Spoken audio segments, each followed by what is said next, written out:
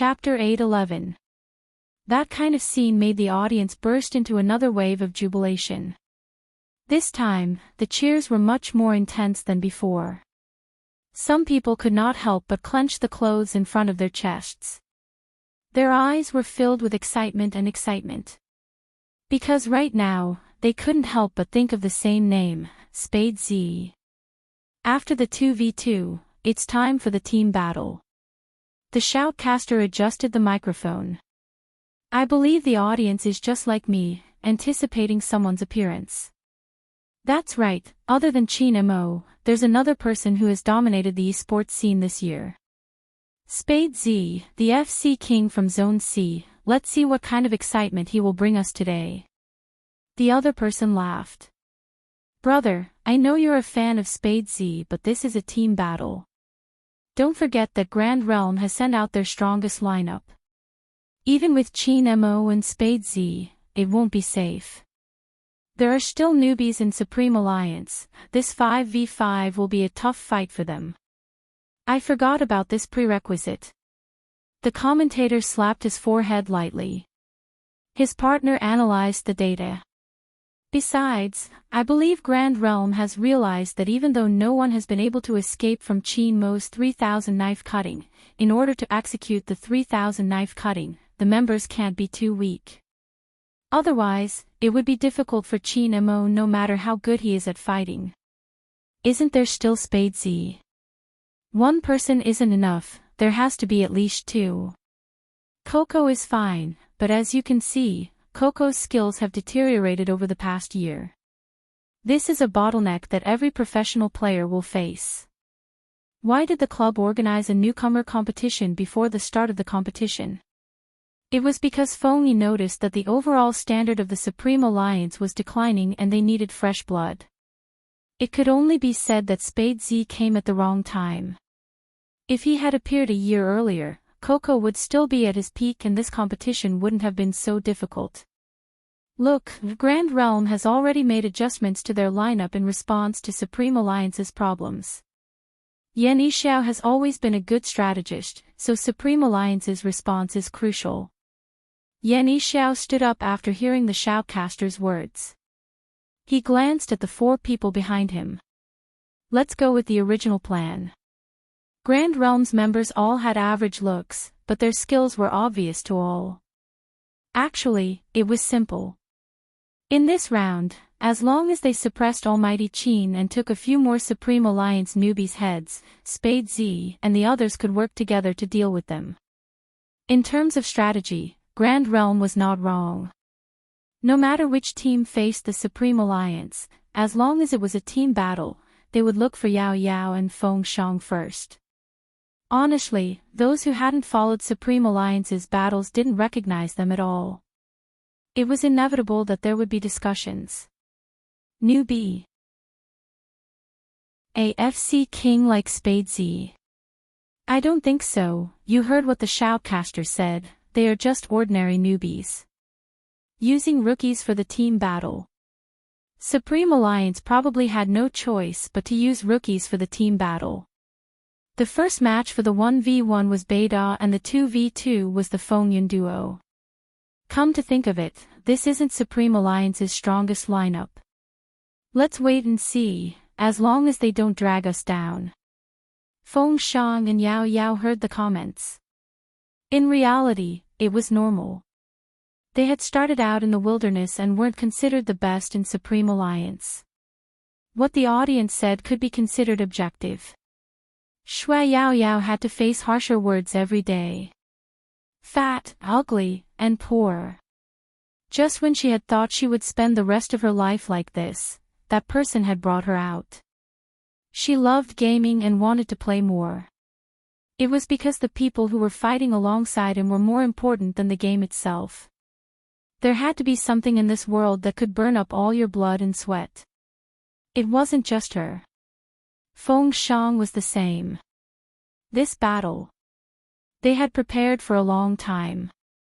Training at the internet cafe every night. Watching countless videos of the game. Whenever they encountered something they didn't understand, they would dig the uncle out from the bed filled with the smell of cigarettes. The three of them would discuss it together. Both Feng Shang and the uncle were nice to her. They said she was a girl and it wasn't convenient for her to be in the internet cafe. They specially left her a storeroom upstairs and placed a sofa for her to rest on. In just a few days, the uncle didn't forget to prepare fruits and green tea for her in the storeroom. After gaming, she still had to do her test papers. After all, she was a high school student. In the uncle's words, when he was in school, he wasn't cultured. He couldn't let games harm her generation. Shui Yaoyao wanted to laugh. But she was older than them by 11 or 12 years. That was indeed a generation gap. But even so, Shui Yaoyao couldn't forget these few days. After the training, she had to do her test papers. She was so tired that she laid on the study table. When she woke up the next day, the uncle was open for business. After the overnight customers left, he made a bowl of instant noodles for each of them. Feng Shang was a young master born with a golden spoon in his mouth. Everyone in Jiang City knew how rich the Feng family was. But that person didn't mind. He slurped the noodles and grabbed his hair. His handsome face was full of sweat. For these bowls of noodles, we also have to win. Then, when the time comes, let me carry you. Shui Yaoyao tilted her head and glanced at Feng Shang who was sitting beside her. The battle was finally here. It wasn't easy to win. She couldn't retreat. Swoosh! The screen flashed. The members of Supreme Alliance stood up in unison. Bo Jiu stuffed a hand into her pocket. She was still as eye-catching as ever. Moreover, Qin Mo was standing at the front. He didn't seem to hear the shoutcaster's words. His chiseled and handsome face exuded a unique aura of abstinence. The moment he glanced up, his fans were excited. Bo Jiu arched a brow. As expected of an almighty, the effect of his good looks was obvious. Then, he heard a voice by his ear. The speaker's tone was very calm. You've been looking at the audience area since just now. What are you looking at? Bo Jiu's fingers paused. Her smile didn't change. I'm looking at the passion of the audience. Qin Mo tilted his head and glanced at her. Bo Jiu's lips curved upwards. She didn't avoid his deep gaze. Qin Mo retracted his gaze and didn't say anything else. He held onto her wrist and walked towards the arena. He probably didn't see Hoshino. Bo Jiu had a plan, but she knew she had to be more careful when she moved. After all, the Almighty's observation skills were too sharp. Bo Jiu lowered her head and glanced at the hand holding onto her wrist. Her lips curved upwards. That scene was clearly seen by all the fangirls present. Why does it feel like my big spade's mood has improved? I can only say that my big spade is too loyal, smiling so handsomely after being touched by the Almighty. This candy caught me off guard. Take a picture, hurry up and take a picture. Under the camera, all the team members were sitting in their seats in a row. Supreme Alliance's uniform was the most eye-catching, not to mention the entire team's attractiveness. The audience wasn't just passionate. It was as though they were witnessing the climax of the competition. Their cheers were loud enough to tear the roof off. The number of visits on the platform displayed in the broadcasting room soared to the peak. It was obvious who it was. The most valuable esports player and the most popular FC king. It was enough to create a wave of topics. With the two of them competing, it seemed as though it would always be like this. The trend of the All-Stars couldn't be stopped. Strictly speaking, this was the first time they were playing together since the National League. Hence, it was inevitable that everyone would be excited. Swoosh! The music started playing. She tilted her head, put on her earphones and placed her fingers on the keyboard. The five of them entered the game together. It was the same for Grand Realm. The entire arena was displayed on the huge screen at the same time. The shoutcaster watched the scene. Honestly, Supreme Alliance's progress has exceeded my expectations.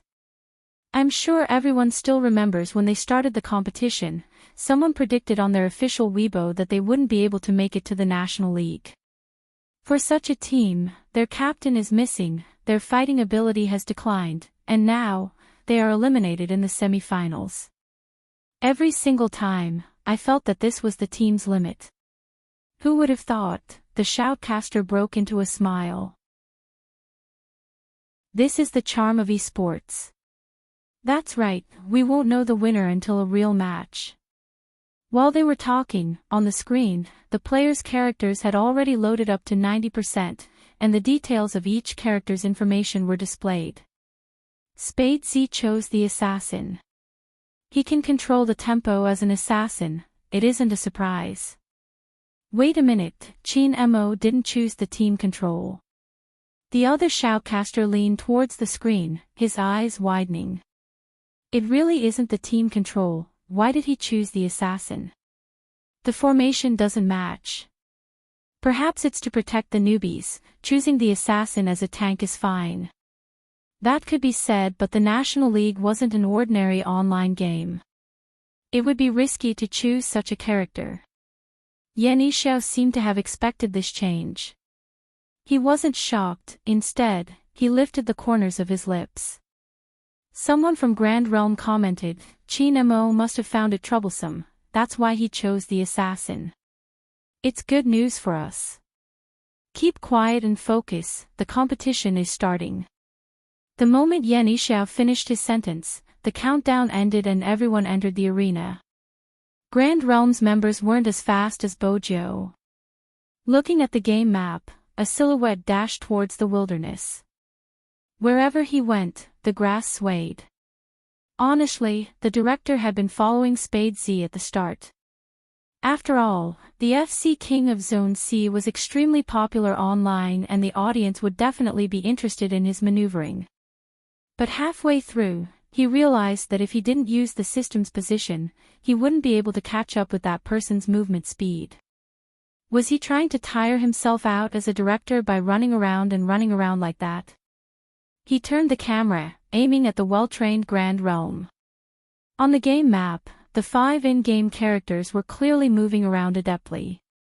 Everyone's division of labor was very clear. There was an attacker, a tank, an assassin, and a sorcerer support. Compared to Supreme Alliance, this was a perfect team. On the other hand, Supreme Alliance had split into 2 lanes. Coco was going up alone while Yao Yao, a sorcerer, was attacking the bottom lane with Feng Shang. This, Supreme Alliance's strategy is really strange. Even more baffling was that there was no one in the middle lane. What was going on? It wasn't just the shoutcaster, the audience was confused as well. On the big screen, the characters on both sides were tiny little people. The audience had a bird's-eye view, allowing them to see the coordinates of all the players. But because of that, they couldn't understand the strategy. Were they abandoning the middle lane? Besides, the map showed that there were 2 players attacking the middle lane. The fans couldn't wait for their big spade to rush to the middle lane. But the youngster pressed down on the earpiece. I'm taking a blue beast. Everyone. Blue Beast. What a nickname. The shoutcaster hurriedly explained, Spadesy is an assassin and it is important for an assassin to gain experience from killing beasts in the wilderness. Almighty Qin was also fighting in the wilderness. One of them was taking the blue and the other was taking the red. Were they really going to abandon the middle lane? What do you think they are doing? The shoutcaster asked his partner. His partner pondered. Let's watch. They could only watch. This wasn't going according to plan. Look at the bottom lane. The shoutcaster moved his fingers. As the distance between them shortened, the projection on the screen became clearer.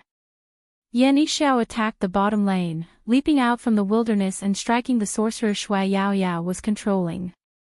The lethality of that strike was not low. Shui Yaoyao's HP dropped by half. Yan Yixiao was cunning. After the attack, he leaped back into the bushes and took a detour back to the tower. He didn't give Shui Yaoyao a chance to react. At the same time, Supreme Alliance realized something. If Shui Yaoyao was the only one on this path, Yan Yixiao would be able to kill a fragile sorcerer like her easily. The reason why Yan Yixiao had retreated after the strike was because Feng Xiang was there.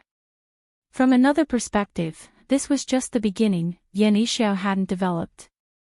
At the later stages, even with Feng Xiang, Shui Yaoyao wouldn't be able to survive. Yan Yixiao had personally come to deal with the two rookies so that they would feel pressured right from the start. This time, Supreme Alliance should be aware of the gap between them. The shoutcaster supported himself with both hands. If this continues, it won't be good. Yan Yixiao's attacks won't stop, and who's going to defend the middle lane? Shui Yaoyao's hands slowed down after the hit. Chapter 8:12. Yan Yixiao. F***ck. Qin Mo, what do you mean? At this moment, the youngster glanced up, her silver hair fluttering in the wind as she smiled devilishly. I can kill him twice. The shoutcasters glanced at each other. He must have said it for Yan Yixiao. Yan Yixiao tried his best to maintain his composure, reminding his opponent, Qin Mo, you are on public speaker. I know, Qin Mo replied casually. Yan Yixiao clenched his fists, gritting his teeth. What do you mean I know? You are doing it on purpose. Why don't you talk to me? The youngster's voice was melodious. Yan Yixiao wanted to smash his mouse. Did he think he didn't dare? The members beside him tried to persuade him. Captain, don't fall for it, they are trying to provoke you. Everyone knows how good Escapades is as an assassin. It's impossible to kill him alone. Yan Yixiao was the leader after all. He turned his mouse, suppressing his emotions. Continue attacking. Grand Realms members didn't stop.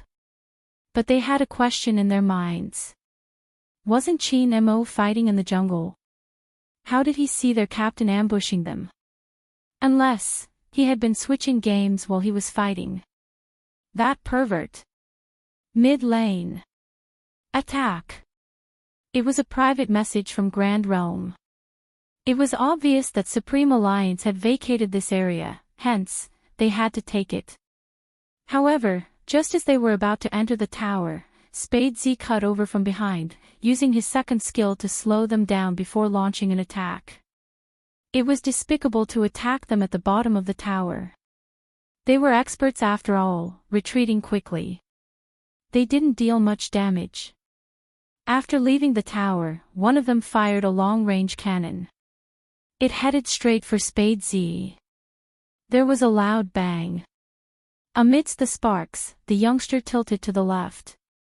Just a little bit more and he was almost hit. Everyone heaved a sigh of relief. After killing the beasts, Escapades didn't have much HP left.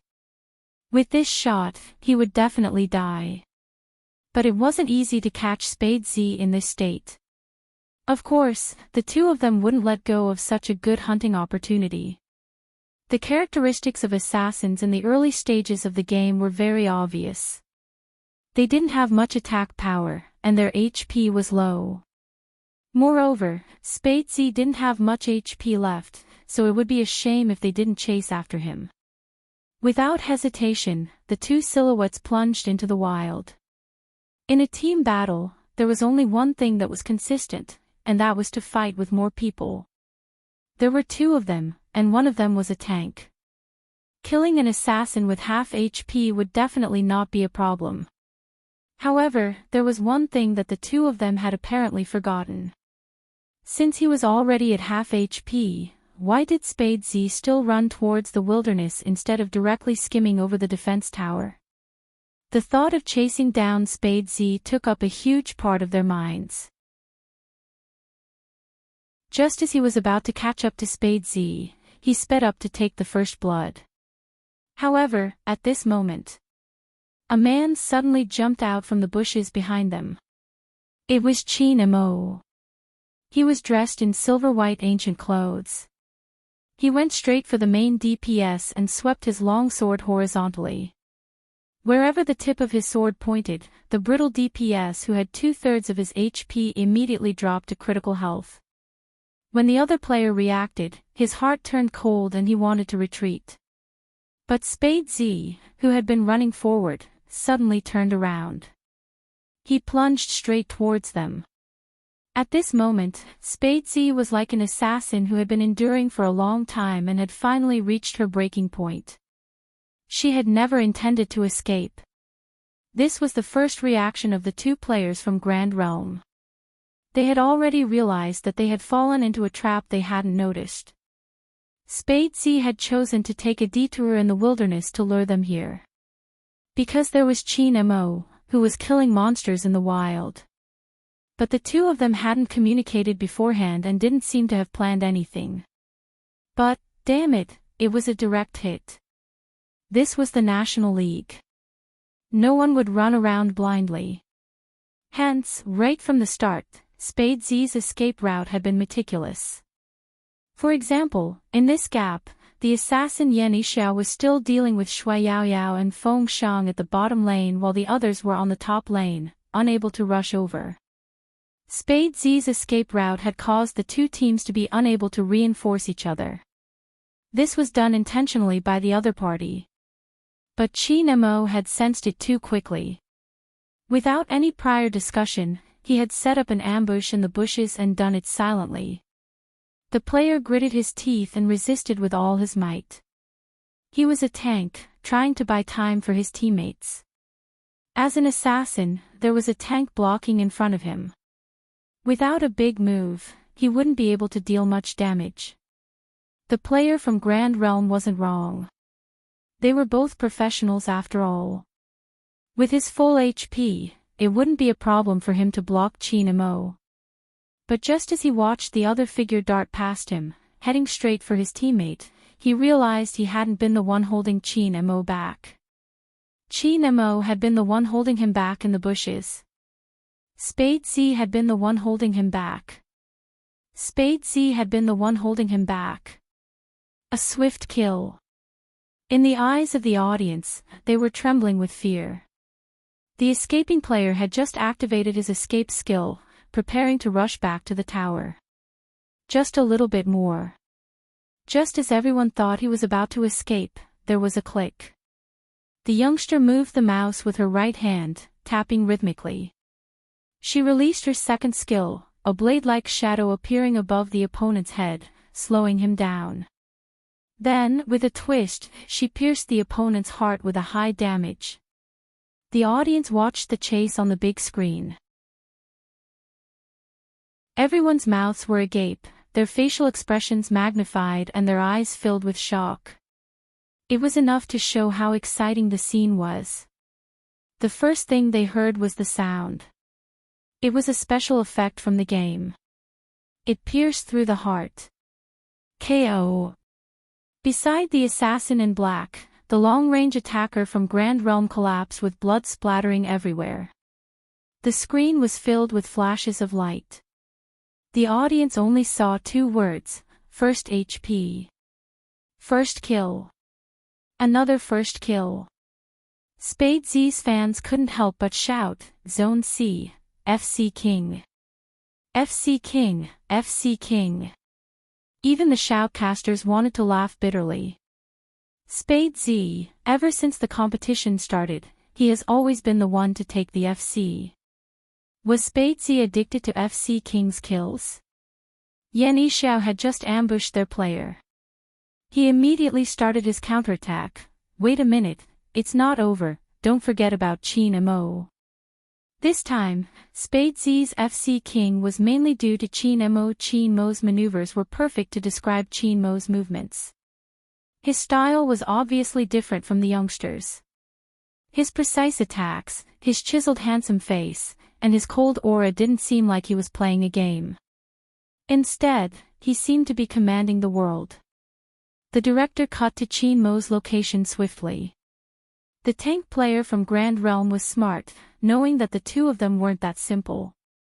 Hence, he hurriedly retreated. As he retreated, he didn't forget to send his teammates his coordinates. It was for the sake of everyone running over to launch a counterattack. No one didn't know how to play such a high-level game. Grand Realm had already started retreating the moment they saw their teammate running towards the jungle. Wherever they went was a blind spot. This meant that they were hiding in the bushes, waiting to capture them. Judging from Qin Mo and Escapades' momentum, they were indeed charging forward. Who would have expected them to be so cunning, not giving chase? The youngster paused for a moment, retreating back to the tower. Her lips curved upwards, filled with malice. Qin Mo came and went without a trace, even clearing the troops in the middle lane before heading straight for the jungle. His speed was fast. The big screen could only display the match in slow motion, including Escapades' FC King.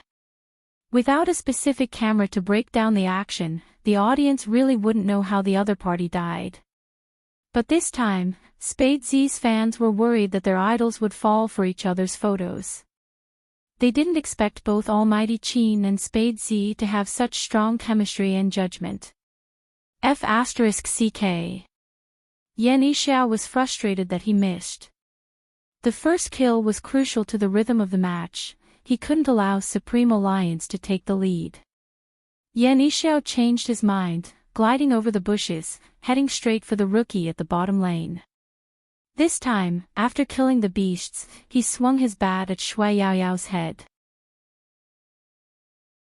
Shui Yaoyao couldn't react in time and was left with low HP. Fortunately, Feng Shang retreated swiftly, blocking the attack for her. Shui Yaoyao released her freezing skill. If it had been anyone else, they would have been frozen on the spot. However, Yan Yixiao was still Yan Yixiao. After he faked a jump into the grass and dodged the attack, everyone thought he would run away. After all, his HP had dropped. However, Grand Realm's ranged DPS threw a powerful stun skill at Feng Shang's body. It was obvious Feng Shang couldn't move anymore. It was Yan Yixiao's turn to kill the low HP Shui Yaoyao. He took the chance to jump over Feng Shang, releasing a critical attack straight at Shui Yaoyao. As Shui Yaoyao's character fell, Yan Yixiao retreated. Everyone knew it wasn't easy to chase assassins, especially Yan Yixiao's character which had a fake body. It was impossible to catch up even though he was low on HP. The tower in front hadn't shattered yet, so Feng Shang wasn't in a good position to advance. Escapades had just taken the first kill, but in less than a minute, Yan Yixiao had caught up to him. The pace of the game was simply too cool. The commotion was so loud that the cameraman's ears were buzzing. Some felt it was a pity. Regardless of Almighty Qin or Big Spade, Yan Yixiao wouldn't have succeeded. It wasn't easy for him to take the first kill. The shoutcasters found it normal. This is the standard of the National League. No matter how hard Shui Yaoyao and Feng Shang work, they still have a fatal flaw. After all, team battles weren't like 1v1 where the individual was strong. It was all about teamwork. Since Yan Yixiao had taken down the first newbie, he would definitely take it a second time. Supreme Alliance had to be careful. But regardless of whether it was Supreme Alliance or Grand Realm, if they were defeated so easily, it would be a sign of their lack of training. But there was one thing. It was the same as the fans' concern. The shoutcasters wanted to know where Escapades and Qin Mo were. The director knew what the audience wanted to see, hence, he switched the camera to the youngster. That was when they realized he was in Grand Realm's jungle, fighting their beasts. And he wasn't alone. From the audience's perspective, there was another person hiding in the bushes. It was Qin Mo. With Qin Mo's help, Bojiu was able to retrieve the blue quickly. After the beasts fell, the two of them retreated swiftly. Grand Realm's long-range attacker didn't dare to fight them head-on, retreating to the bottom of the tower. Unexpectedly, the two of them didn't seem to notice him, heading straight into the jungle on the right side of the map. At this moment, Yan Yixiao was still recovering in the city. After Qin Mo and Bo Jiu were done with the blue beasts, they moved on to the red beasts. If one had to describe their actions, they were like bandits, stealing almost all the beasts in the enemy's jungle, leaving nothing behind. One of them had an invisibility effect while the other was good at hiding in the bushes. They came and went without a trace. Yan Yixiao had finally recovered his HP. Just as he was about to kill a red beast to boost his attack, he jumped over and realized the red beast was gone.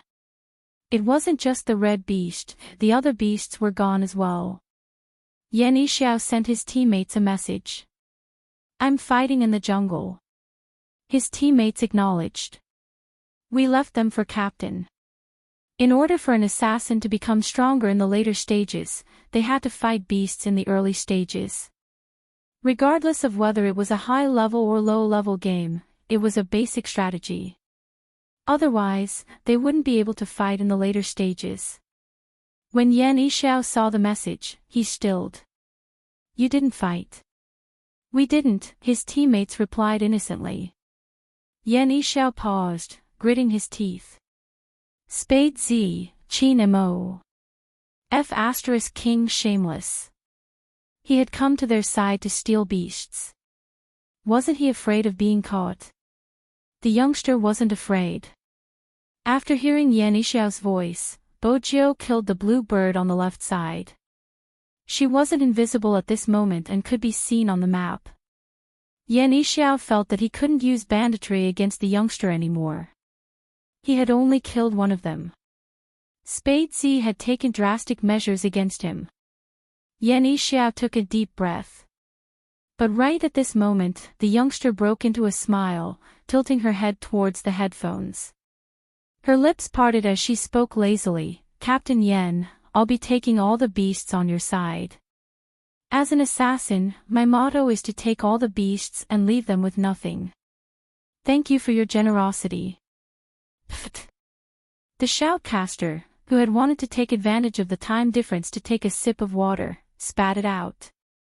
It seemed like Qin Mo wasn't the only one with a sharp tongue, Spade Z was the same. Yan Yixiao's heart ached for 3 seconds.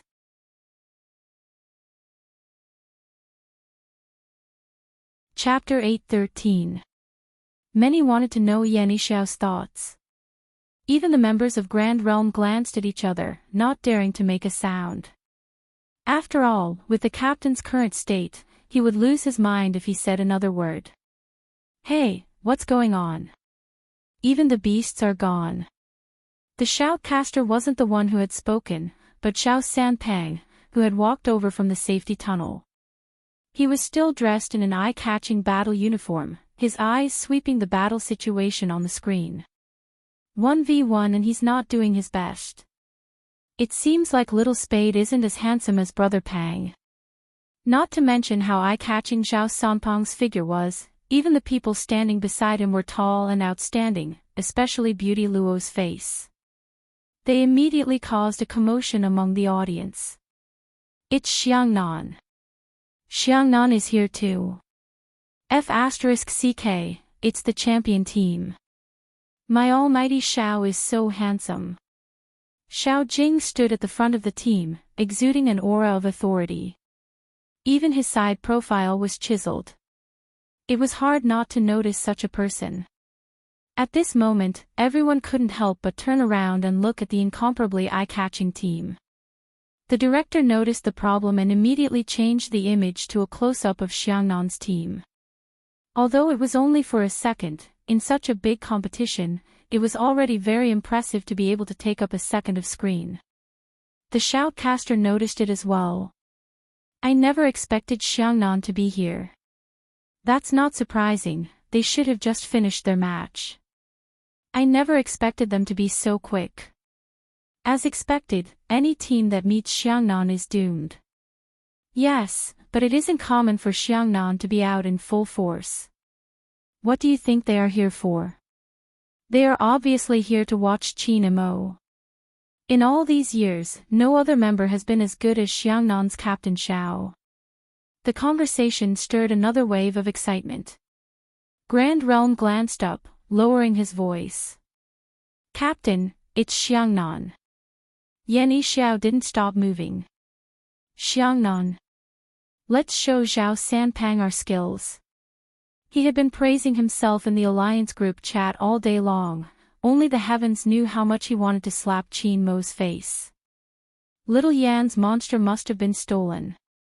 Zhao Sanpang stared for 2 seconds before bursting into laughter. Who did this? Well done. Beauty Luo lifted her lips into a seductive smile. Who else could it be? It has to be my big spade, my almighty is just that handsome. Restrain yourself, do you hear me? We're here to investigate the enemy, not for you to be a love-struck fool. Your age isn't suitable for little spade. Sis, wake up. With that, Zhao Sanpang turned to look at the layout. Supreme Alliance is in danger, the bottom lane is too weak. What exactly is Qin Mo thinking? Hearing this, Xiao Jing, who had one hand in his pocket, looked up at the game map displayed on the screen, then narrowed his eyes. Then, he shifted his gaze. It was placed on the man wearing headphones and a pure black combat suit. What was Qin Mo thinking? Of course, this kind of gaze would be noticed by the fans. Oh, I can't take it anymore. Even though I'm infatuated with Almighty Qin and Big Spade, don't you think Almighty Xiao always looks at Almighty Qin with such passion? Almighty Xiao only comes when Almighty Qin is around.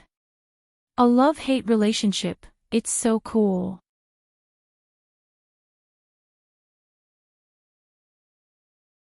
Chapter 8:14. What's coming? Before the crowd could figure out what Xiao Jing meant, Gu Yan's eyes lit up. On the screen, Yan Yixiao quickly adjusted his strategy and gave his teammates a coordinate. Leave one in the top and middle lanes. The rest of you, follow me. After receiving the order, the players from Grand Realm turned around and left. Their movements were practiced and they walked through the bushes. Their speed was so fast that they could barely be seen on the screen. Shui Yaoyao and Feng Shang weren't aware of the impending danger. Yan Yixiao had already swung his bat down. The audience sucked in a breath of cold air. Was the team about to start? Supreme Alliance's sorcerer newbie definitely won't be able to withstand such an aggressive attack. That was their first reaction. Supreme Alliance's sorcerer will die. Beauty Luo's gaze turned serious. Zhao Sanpang narrowed his eyes.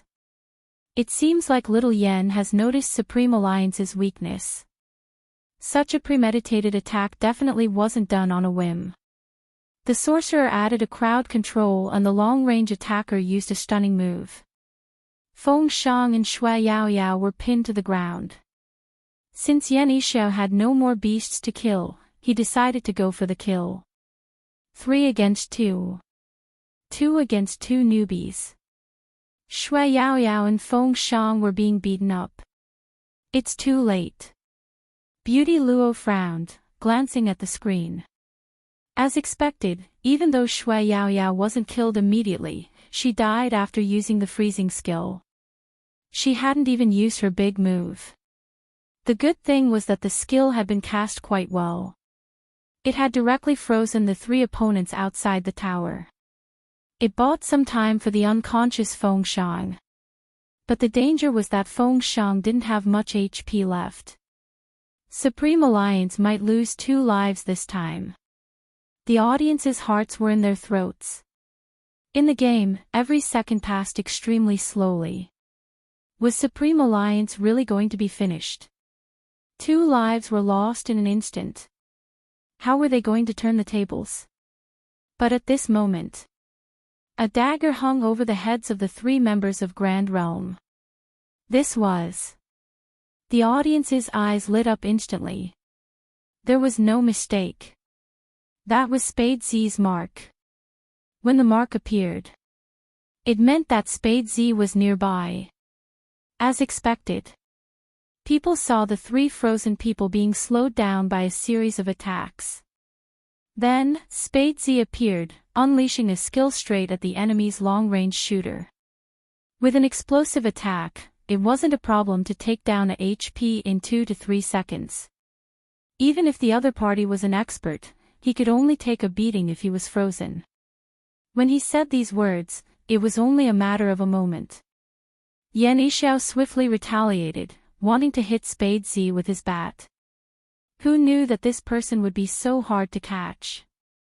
Like a shadow, his figure flashed again. Did he escape? This time, Yan Yixiao and his teammates learned from their experience and didn't chase after him. However, was there any use in not chasing after him? Just as they retreated, a lone white figure flashed in front of them. His speed was so swift that he came and went without a trace, and it was utterly impossible to guard against him. With a powerful skill, the tip of the sword pointed at both of them, causing their HP to drop. Was there even a need to say who that figure was? There were only a few people in the arena, and they could be counted on one hand.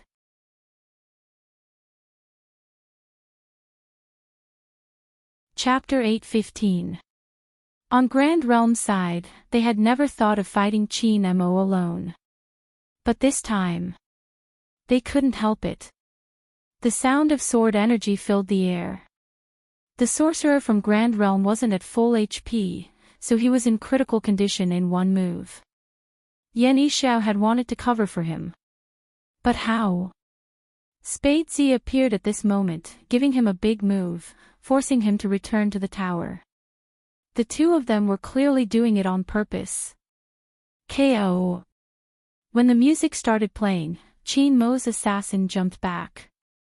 The assassin under Qin Mo's control jumped back. Not only did he kill someone, he also snatched a wild beast from his side. Was he sure he wouldn't dare to leave the tower? Yan Yixiao tightened his grip on the mouse. His score was overtaken. It was a score of 2 to 3.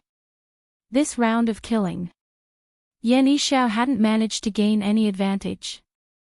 Replay, hurry up and replay. That was the most fervent thought of the audience. It had been too fast. Only gamers would be able to tell how Qin Mo had managed to kill someone. The ordinary audience wouldn't be able to tell.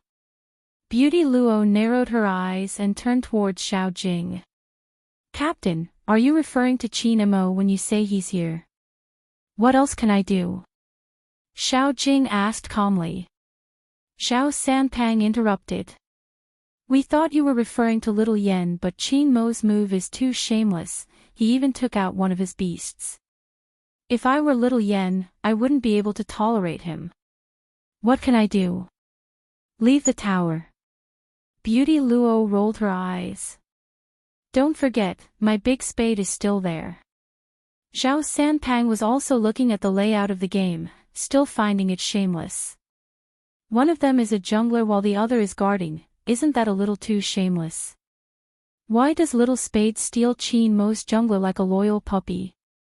We're from the same team, what's there to snatch? Beauty Luo was speechless. The moment the men on their side saw Qin Mo, they inexplicably ganged up on him. They could only blame Almighty Qin for attracting hatred. But Xiao Sanpang wasn't wrong. When Qin Mo was fighting, there would definitely be a character controlled by the youngster guarding him.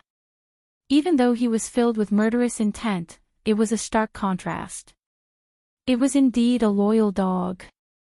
Don't tell me the two of them used this method to steal all of the enemy's wilderness. Shameless and shameless working together, what a shameless combination. Xiao Sanpang shook his head.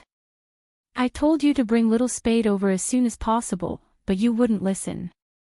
Look at what he has learned from Qin Mo, he has led him astray. Little Yen must be crying right now. Not necessarily. Beauty Luo glanced down at Shui Yaoyao.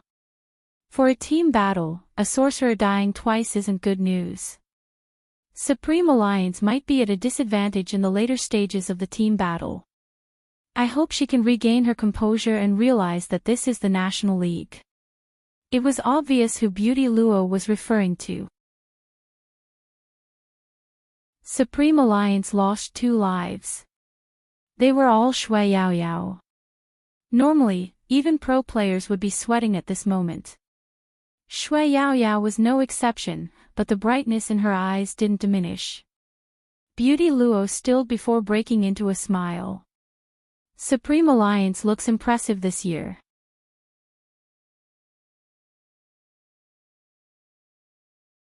Chapter 8:16. Everyone's eyes were on Shui Yaoyao at this moment. Once the team battle started, it wouldn't stop. They didn't care about the tower anymore. Jungle battles were the foundation of the National League. This time, it was time for the team battle. Coco was the support player, standing at the front. Feng Shang was a long-range attacker while Shui Yaoyao was a sorcerer, staying at the back. They stood at the bottom lane's jungle. Escapades' character had only appeared in Grand Realm's line of sight at the start. After a while, he disappeared. It was obvious that he had turned invisible. This was the time for Yan Yixiao to determine Escapades' position. Was he on the left, right, or in the middle of the team? A battle between experts was all about strategy and timing. It was to prevent Escapades from being in the middle of the team. Grand Realm fired a long-range cannon without warning. Beauty Luo narrowed her eyes. Everyone had the same worry. A long-range cannon would take away half of Shui Yaoyao's HP. Fortunately, she tilted to the side, avoiding it. But the cannon still managed to disrupt Supreme Alliance's formation. This time, Yan Yixiao didn't rush out first. Instead, he used a fake body to sneak past them, hiding in the bushes. It was obvious who he was trying to catch. No one could see his actions other than the audience. Grand Realm's long-range attacks didn't stop. It was an obvious strategy, 3 encirclements. They made use of the jungle's ingenuity, firing a cannon to break through the formation before targeting one of the players. There were also 2 players stationed at the outer perimeter, in case Escapades and Qin Mo suddenly appeared. Supreme Alliance didn't have a tank blocking the front, which wasn't a good strategy. Right now, Yan Yixiao was crouching there to catch them. From the looks of it, Coco, who was at the front, was in the most danger. But in reality, Shui Yaoyao was the one in danger. Once the team battle started, Grand Realm's tank would have terrifying HP regeneration. Both Qin Mo and Bojiu would face a terrifying defense if they jumped in at this moment. He was tanky and healed himself. This kind of character was really not suitable for assassins to kill. Escapades hasn't appeared yet, I'm afraid that's the reason. Qin Mo should be the same. Supreme Alliance is retreating. The audience was so nervous that they wanted to remind Shui Yaoyao to watch her back. But at the same time, they also knew that no matter how loud they shouted, the contestants wearing headphones wouldn't be able to hear anything. As Shui Yaoyao retreated, she was getting closer and closer to Yan Yixiao. Some fans couldn't even bear to watch what happened next. Since there wasn't a knife on Yan Yixiao's head, Little Spade wasn't around. Yan Yixiao knew that his chance had come. With Coco down, this team battle was basically over. Even though 2 of Grand Realm's players were in critical health, so what? None of the 5 of them had died. On the other hand, once Shui Yaoyao, the sorcerer, was killed, the opponent would lose control and Feng Shang would also be killed. Supreme Alliance is probably going to be wiped out, 3 lives, one of which was the newbie mages. The commentator did not want to talk about the result. Because it was too tragic.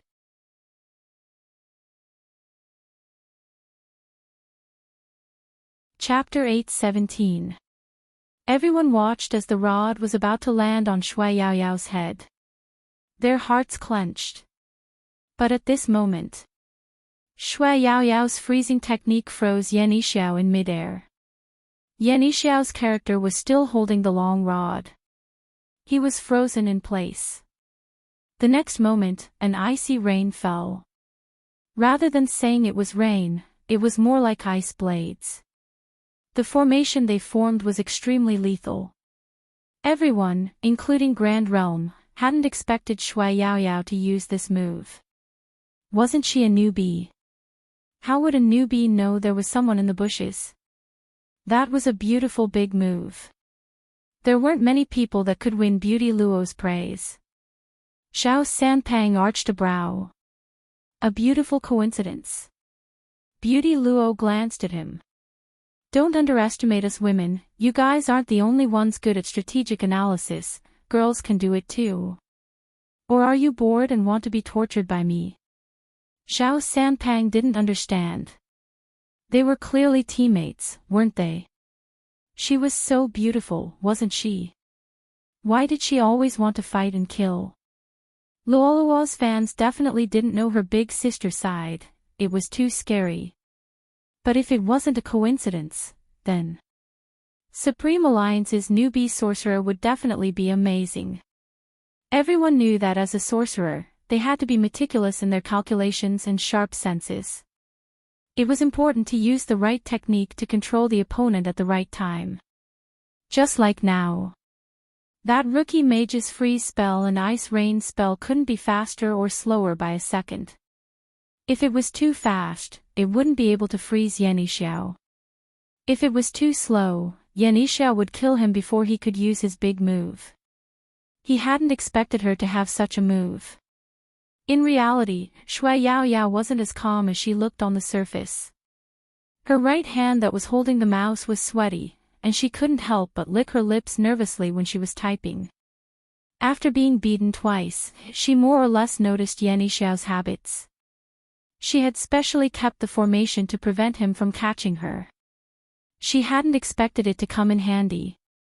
The formation lasted long enough for Yan Yixiao, the assassin, to be severely injured. Fortunately, Yan Yixiao knew how to use a fake body to jump out. It could be said that Yan Yixiao was really worried for himself this time.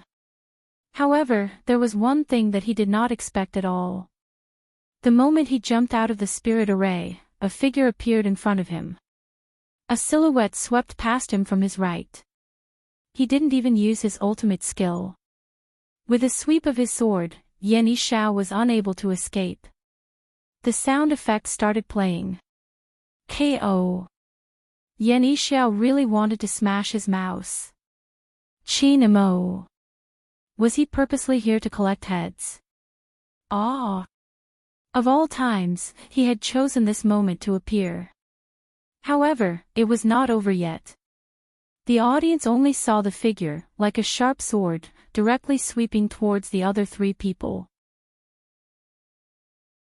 With a powerful phalanx formation, the enemy mage's HP was reduced to a critical level. Seeing this, Feng Shang, who was about to escape, suddenly stopped. He turned around and fired a long-range cannon at them. Qin Imo seized the opportunity to jump back, but he didn't have the slightest intention to retract his long sword. Even though there were 4 of them. The tip of the sword was aimed straight at the opposing mage. Before the audience could react, 2 large words suddenly appeared on the screen. He was so cool, double kill.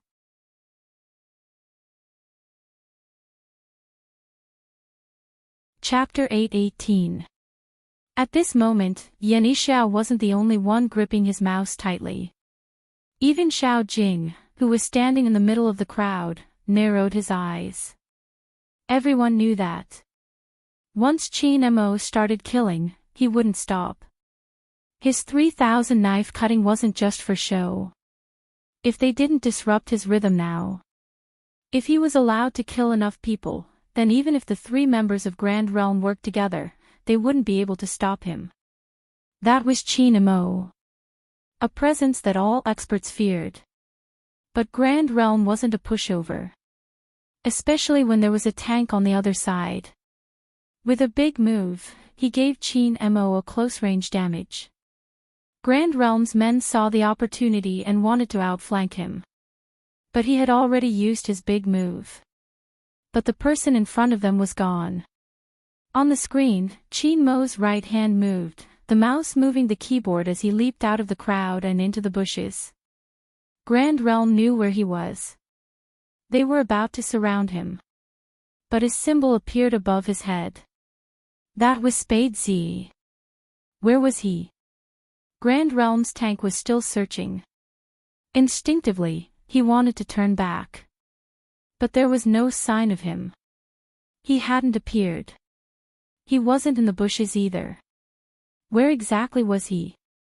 At this moment, Qin Mo raised his sword again, using his second skill. He swept past him, stabbing the support before leaping back.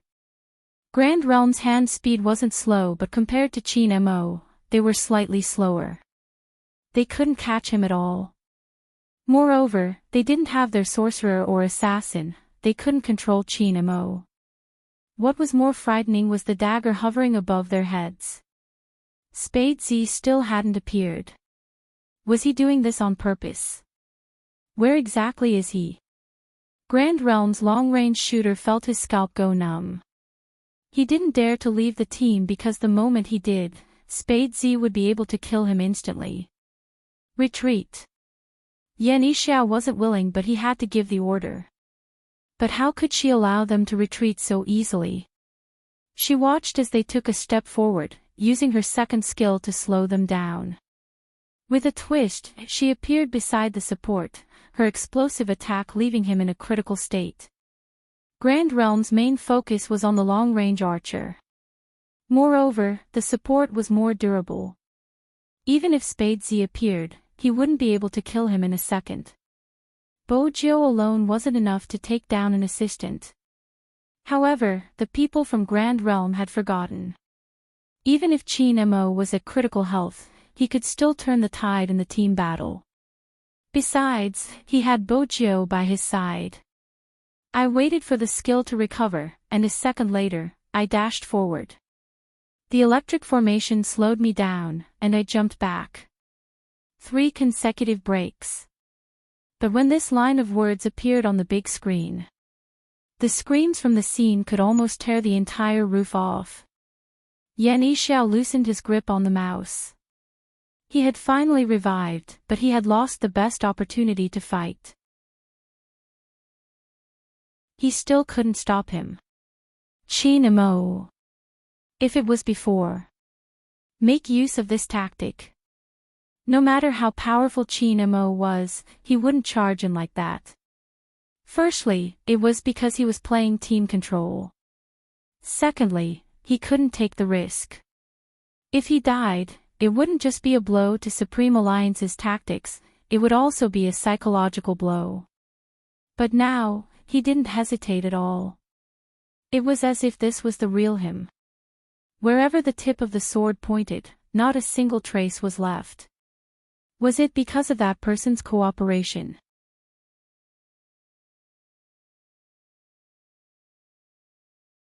Chapter 8:19. Escapades.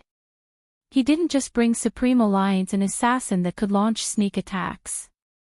Most importantly, with him, Qin Mo would be invincible. If that was the case, Supreme Alliance might be able to go against Xiangnan. Yan Yixiao glanced at the screen, breaking into a smile. There was nothing more exciting than meeting a strong team. Even if he knew the outcome wouldn't be as he had expected, it was worth it. He had to give it his all in this match. Supreme Alliance was strong, but they weren't weak either. Are you ready? Yan Yixiao asked his teammates as he moved his mouse. The other 4 members of Grand Realm moved forward. The real team battle is about to begin. Beauty Luo crossed her arms, arching a brow. Just as she finished her sentence, Grand Realm spread out in a pentagonal formation. It seemed casual, but in reality, it was able to regroup quickly. Besides, this formation was the easiest way to obstruct the assassin's sneak attack. Yan Yixiao had always been known as a commander because he was familiar with all the heroes in the game. He had a clear idea of the formation. With such a formation, it would be very fast if they wanted to take down a person. That was how Coco, who had wanted to retreat after taking down the tower, was caught. As an assassin, Yan Yixiao didn't charge forward this time. Instead, he focused on sneak attacks. The three of them went up first with the sorcerer controlling. Coco managed to escape but not the second. Yan Yixiao leaped out, blocking his path and smashing down with his rod. Coco's HP dropped to critical levels. At this moment, Grand Realm's long-range attack launched a cannon. It was enough to take down Coco. But to everyone's surprise, at this moment, someone used a freezing skill. Three of them were encircled and frozen on the spot. Then came the Ice Rain spell. Supreme Alliance's sorcerer is hiding in the bushes. What an unexpected move. But it was obvious that Grand Realm wasn't an easy opponent. With a big move, it interrupted Shui Yaoyao's rain spell and slowed her down. Shui Yaoyao's fingers tightened. She found the right time to use her flash skill to escape the pursuit. At this time, Feng Shang jumped out and attacked the three players with a sniper cannon, instantly killing one of them.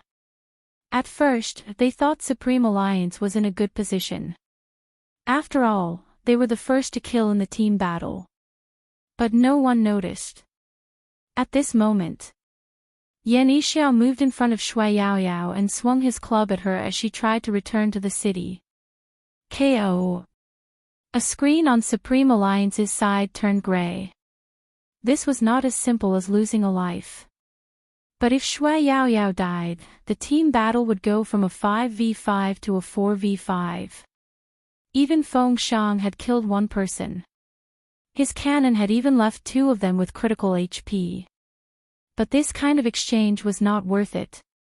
With the sorcerer surrounded, how was Supreme Alliance going to fight? Without any control, with Grand Realm's technology, they would be able to attack very quickly. Was Supreme Alliance going to lose? Just when everyone's eyes were looking down, Grand Realm sent out an emergency signal. Yan Yixiao's eyes were piercing with that redness. What was going on? The audience lifted their heads to search for the source of the sound. If they hadn't seen it, they wouldn't have known. But when they saw it, everyone was stunned. Their eyes were reflected in front of the camera, and they were shocked.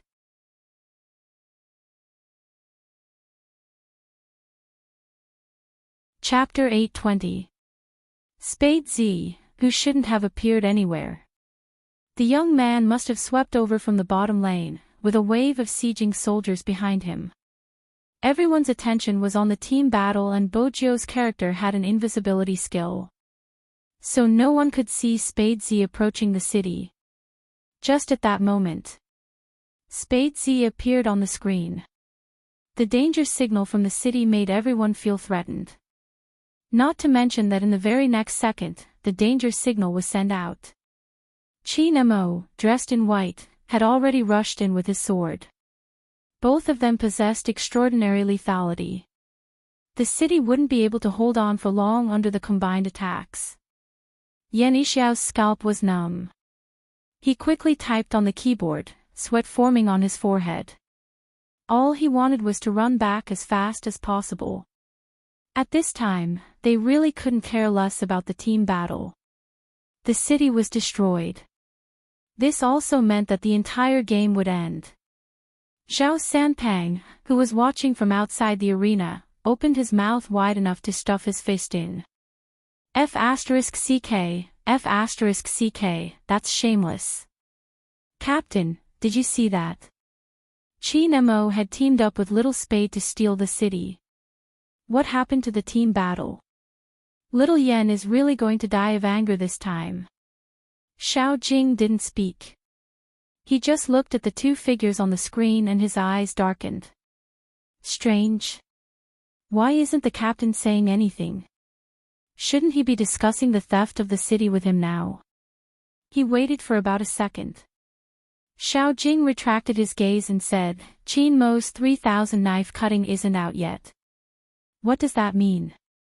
Zhao Sanpang was confused.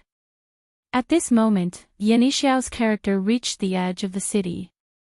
But apart from the fact that his character could run very quickly, as for the others, they needed time to return to the city.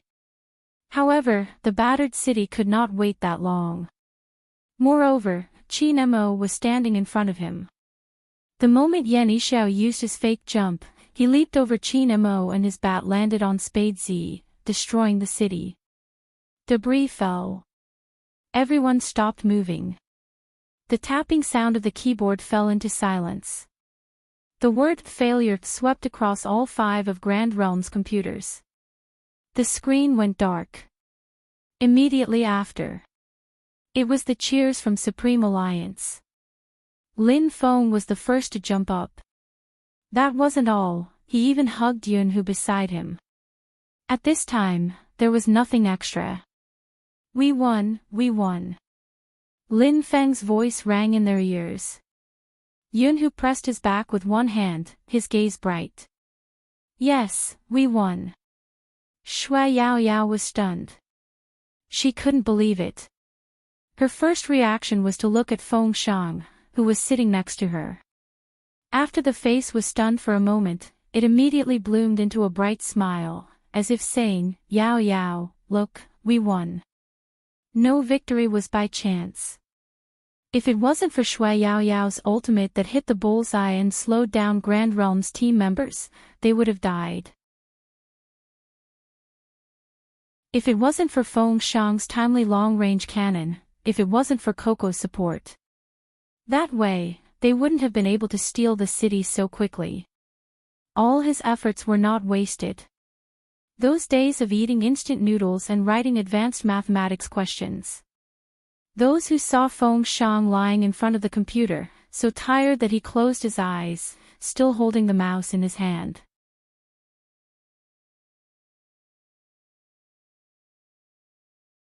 Chapter 821. The victory of this battle was somewhat unexpected. After all, even the spectators didn't know how they had managed to reach the enemy's city. To prevent the audience from getting impatient, the director replayed the scene immediately. It was from Qin Mo's perspective.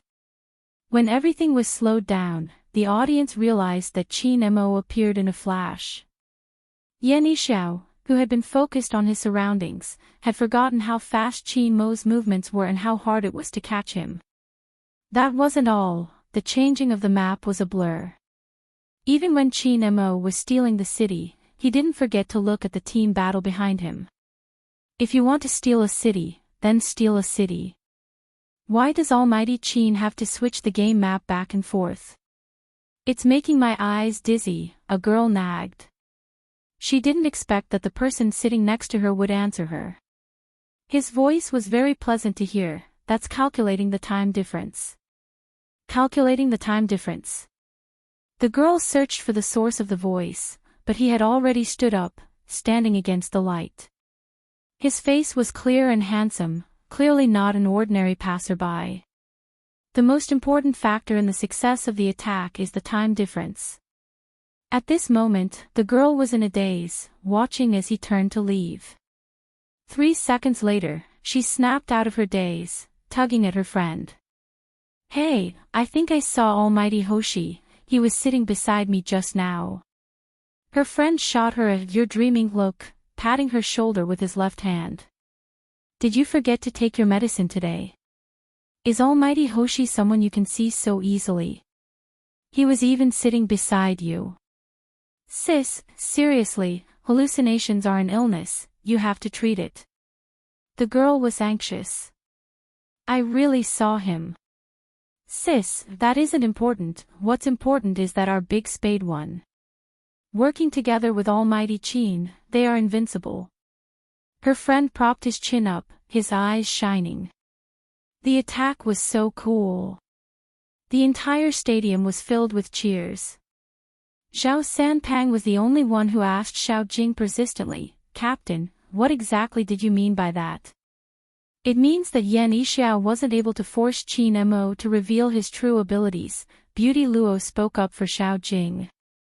Beauty Luo spoke up for Xiao Jing, her gaze deep. Fatty, do you still remember the first time we faced Qin Mo? Of course. Zhao Sanpang gritted his teeth at the thought of a certain someone from 3 years ago. That was the first time I saw such an arrogant person. He was just a high school graduate and yet, he said he wanted to be the best esports player. Beauty Luo narrowed her eyes. I'm not talking about that. I'm talking about that match. At that time, the three of us, you, me, and Xiao Jing, couldn't stop him. Even if he had a teammate, he wouldn't have lost. We would have lost. Zhao Sanpang paused, then fell silent.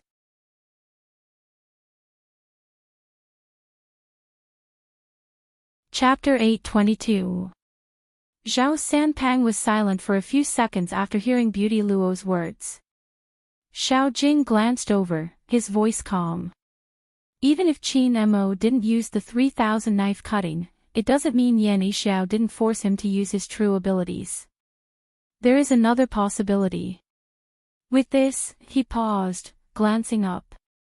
It's hard for him to use that ultimate move now. Captain, you mean? Beauty Luo's eyes widened. But didn't Qin Mo go to America? Aren't the best medical specialists there? Xiao Jing remained silent. Glancing over, the entire arena was still bustling with activity. Qin Mo, who was standing in the middle, was still as tall as ever. Perhaps, other than his opponent, no one else could see any flaws in his disguise. But that was just a possibility. After removing her earpiece, Bojiu glanced over, her gaze landing on his smooth wrist. Qin Mo's expression was still nonchalant as he met the youngster's gaze with the side of his eyes. That handsome face was a little breathtaking, but there wasn't any difference.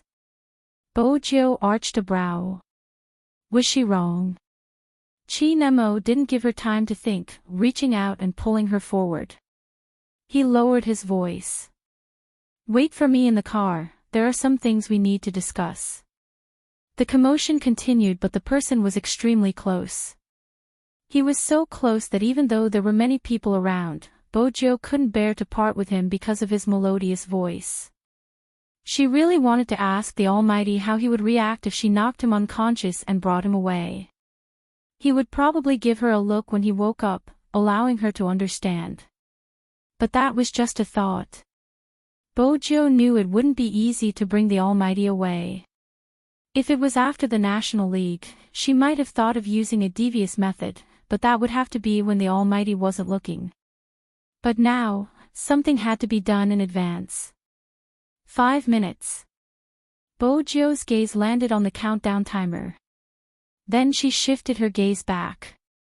Almost instantly, a route formed in her mind. The competition venue was a modernized commercial plaza. In this commercial plaza, the outer perimeter of the semicircular fan blades was built into an esports arena. The main building was made of completely transparent dark-colored glass. On the first floor, there was a crowded coffee shop. Extending inwards, high-end cosmetics and all kinds of light luxury products were on this floor. The second to fourth floors were filled with trendy clothing. On the fifth floor, there were a few dessert shops and a cinema. The route in Bojiu's mind led to the fifth floor of the commercial Soho building. You seem to be paying extra attention to the time today. Qin Mo glanced at the youngster with a deep gaze. Bojiu knew the Almighty wasn't easy to deal with. A psychologist would be able to notice any changes. Hence, it was better to admit it than to avoid it. I'm thinking about how Brother Mo is going to talk to me later and I instinctively look at the time. It's even more stressful than playing games. Bojiu was serious. Is this the legendary feeling of being unable to sit still? Qin Mo glanced at the clean and fair face in front, his brows arched. Bojiu, I'm not sure. I have this skill occasionally. Bojo smiled faintly. Chinemo watched as the reporters walked over. Before he left, he reached out to caress the youngster's head. When he brushed past her, his voice was melodious. "Don't worry, I won't make you restless for too long. Your brother Emo can do whatever he likes."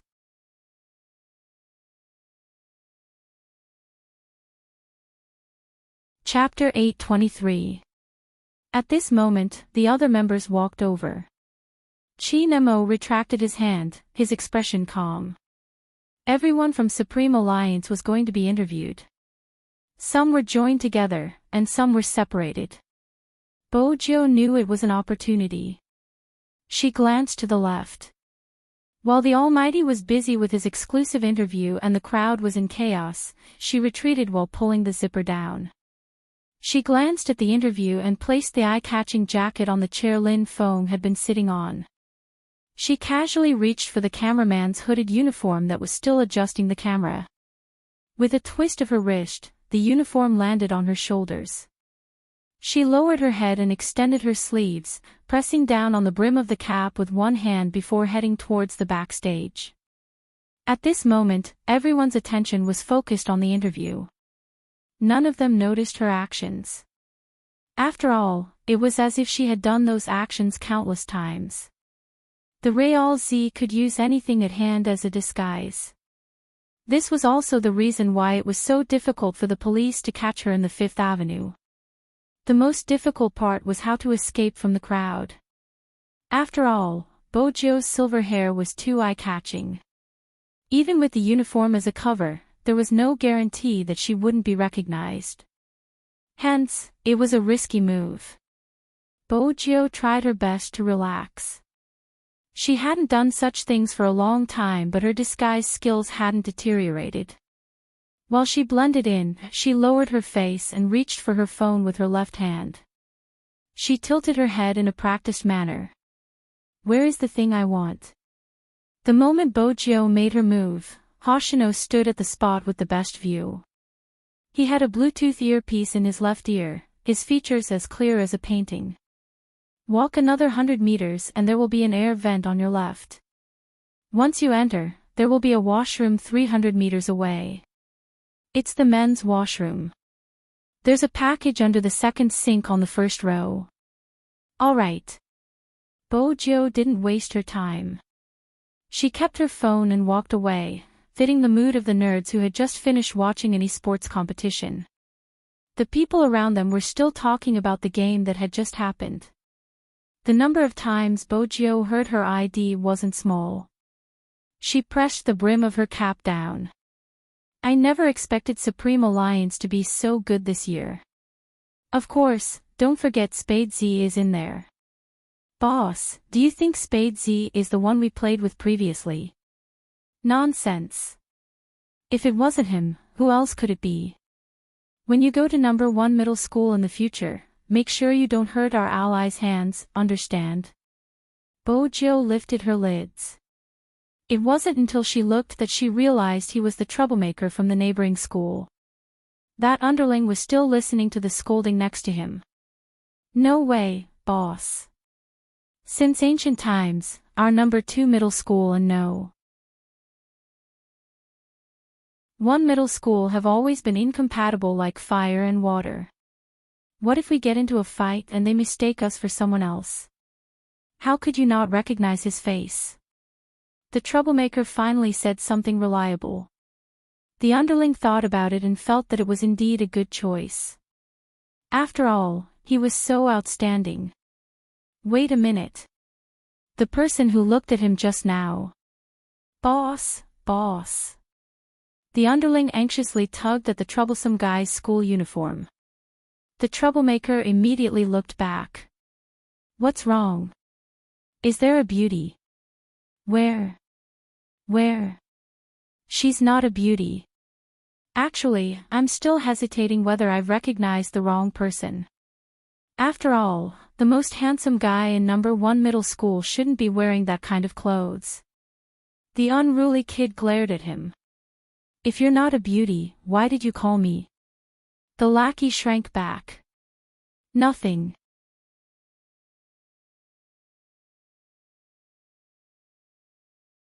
Chapter 824. Bojo lifted her lips, walking beside them.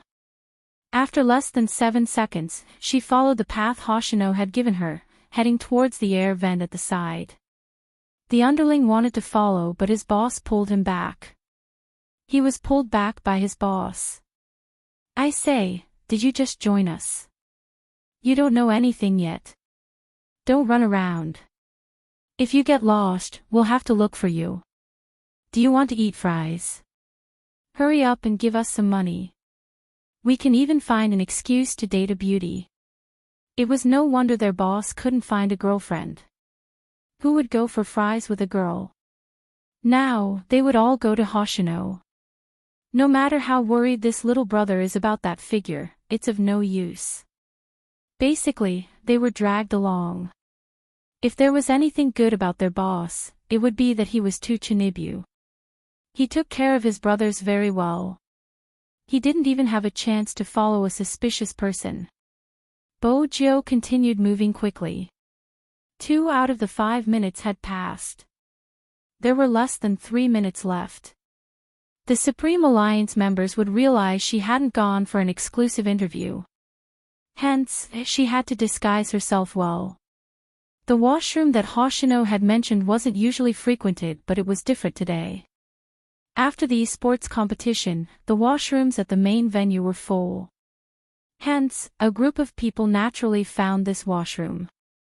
Bojo walked in, sweeping a glance at the 3 figures standing beside the urinal. When she walked towards the sink, she brushed past one of them. It wasn't anyone else but a member of Grand Realm. Fortunately, they had left in a hurry and probably hadn't glanced in her direction. But Bojo was clear that the other 3 were from Grand Realm as they hadn't removed their uniforms. Bojo narrowed her eyes. She lowered the brim of her cap and turned on the tap. Her left hand moved downwards, touching the tape below the sink. There would definitely be a sound if she tore it, but if she didn't, it would be troublesome if the 3 of them saw it first. Bojo reached her fingers out and bent her body. She looked as though she was washing her face. But in reality, her expression had changed the moment she lowered her lids. Her mind was spinning rapidly. The last one was forceful. There was a loud tearing sound. The package fell onto the ground. Bojo's first reaction was to kneel down, muttering, F***ck, his tone was extremely vexed. It was as if he had accidentally dropped something. The people from Grand Realm glanced over, but didn't pay much attention. They emptied their drinks and pulled up their pants. Bojo took advantage of this blind spot and stuffed the bag into her arms. After they left, she stood up and locked the bathroom door. Most of the bathrooms in this kind of place were very high-end. There was a row of sinks with quick-drying machines and hand sanitizer. There were also some coffee bean dregs, so there wouldn't be any odor. Instead, it was very clean. The youngster in the mirror changed clothes very quickly. When she took off her coat, her left hand had already torn open the package. Inside was a uniform of a cinema worker. From what he knew, the suspect who used the software to commit the crime would be watching a movie here in 10 minutes. What Bojo needed to do was to confirm if he had committed the crime without alerting him. The key case investigation unit had locked onto 5 suspects, and today's case seemed to be the most suspicious.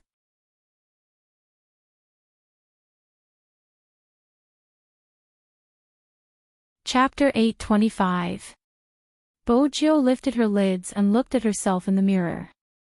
She couldn't take too long to disguise herself. This was the washroom after all.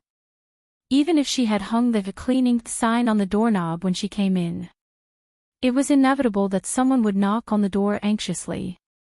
Hence, she had to be quick. Coupled with that head of silver hair and that face, it was too recognizable. She had to change. This time, Bojo didn't choose to wear a wig. Instead, she asked Hoshino to roll a hairspray into her uniform so that it would be easier for her to retreat. After all, she would have to jump and climb walls during the process. Bojo narrowed her eyes and leaned over. She brushed her hair with her left hand and raised the hairspray with her right. The dazzling silver was slowly dyed into a pure black. It was like the reflection of the youngster's eyes in the mirror, deep as jade. At this moment, in the interview venue, no one wanted to move the microphone closer to Chin Mo. There were more than 5 media outlets there. Everyone knew what Chin Mo's appearance meant. Ratings, reports, headlines. Be it esports or finance. But it was too difficult to get Chin Mo to say anything. Even though he didn't show any impatience, he wasn't very enthusiastic either. After all, his family background was there and etiquette was the most important. Hence, just by standing there, he was like a cool breeze and a bright moon. It was a little cold, but it was enough to suppress the crowd. Moreover, Chin Mo was wearing his uniform. It was worth it to be able to get 1 or 2 photos. Even though Chin Mo replied with a MMH to every single one of their questions, Chin Mo didn't seem to care.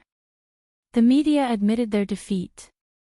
After all, young Master Chin rarely appeared in front of the public. It wasn't bad to be able to do this. There were some questions that they didn't dare to ask. But there were newbies among them who didn't know if they dared to ask or not.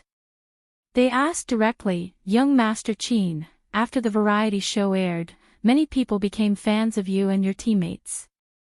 What do you think about you and Spadesy becoming the most popular esports couple online?" This question came out. All the media went silent. Which family was this bold enough to ask the question that all of them wanted to ask? But those who stayed in Jiang City for a long time knew that young Master Chin didn't like to answer such questions. As expected. The man holding the microphone frowned. The reporters subconsciously retracted their hands. The deep voice rang out with a hint of indifference, "The eyes of the masses are very sharp." When the rest of the team members heard this, they all looked at the ceiling. The captain's answer was basically confirming this matter. The reporters present were all smart people. How could they not understand the meaning behind those words? However, the key point was that this was truly unexpected. The newcomer wanted to ask more questions. Chin Mo glanced up at the bodyguard beside him. This action signified the end of the solo session. No one dared to step forward. After all, Chin Mo had answered all 5 questions. In a sense, it was time for the interview to end. But it was not enough. Every media outlet wanted to know more about Chin Mo. Lin Feng couldn't help but shake his head. These people were really too stupid. If all the questions were about Little Spade, their captain would definitely be willing to answer. "Where is that guy?" Chin Mo suddenly stopped in his tracks.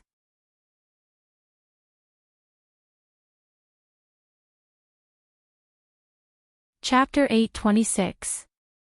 Private Interview. Chin Mo's deep eyes swept over the pure black jacket on the chair. Then he reached out to pick it up, a cold glint flashing across his eyes. Would he take off his uniform here for an interview? Lin Feng stilled. That was right, he had to wear his uniform for an interview. Why hadn't he thought of that? But if Little Spade wasn't going for an interview, where did he go? Perhaps he went to the toilet. Chin Mo didn't say anything else, but his grip on the black jacket tightened little by little. Then, he strolled to the left. Lin Feng called out, "Captain." Chin Mo didn't seem to have any intention of turning back. Lin Feng was confused. Logically speaking, Little Spade had only disappeared for a short while. Why was his captain reacting in such a manner? Wasn't this too abnormal? Was the relationship between his captain and Little Spade so deep that a minute apart felt like 3 years? Abnormal. Actually, Chin Mo's reaction wasn't abnormal. Before the competition, he had already sensed something. But he hadn't expected her to be so daring, slipping away right under his nose. If he had known, he would have watched her 24/7. A certain someone's claws just couldn't stay still. Chinemo was clear that it wasn't a simple disappearance. If she had really left for a short while, it wouldn't have been like this. What exactly was she up to? Chinemo clenched his fists when he didn't see the familiar figure. He just stood there for a second, allowing the crowd to clamor. In the end, he took out his phone, his voice cold. Where? Young master. The Special Forces soldier, who was hesitating over the cotton candy, gave up on the thought of queuing with the kids after receiving the call. With his height, the little cuties around him had already treated him as a weird uncle. He left the commercial square regretfully, reporting seriously, outside the esports arena, in the middle of the crowd. Chinemo glanced up, his breathing heavy. Send me the blueprint of the entire commercial square, including the hole in the ceiling. Yes. The Special Forces soldier replied immediately. Young master, are you trying to catch the suspect? Chinemo paused. Suspect? Young master, have you forgotten that the crime squad is nearby? The soldier was holding an ice cream cone in his hand, and it was hard to tell who he was. I saw a few plainclothes. Chinemo's eyes dimmed. I didn't forget. Send me the exact location of the suspect. Tell everyone to bring forward the operation. All right. The Special Forces would keep a record of the itinerary. Young Master's original intention was to wait until after the competition and the movie ended before dealing with this matter. In order to avoid alerting the enemy, the magician would approach the suspect first before doing anything else. Now, the operation had actually been brought forward. This really wasn't the young master's style. Could it be that something happened? The SWAT soldier didn't understand. He stuffed the ice cream cone into his mouth and sent a message as he walked. Fishing operation commencing. Keep in touch with the coordinates.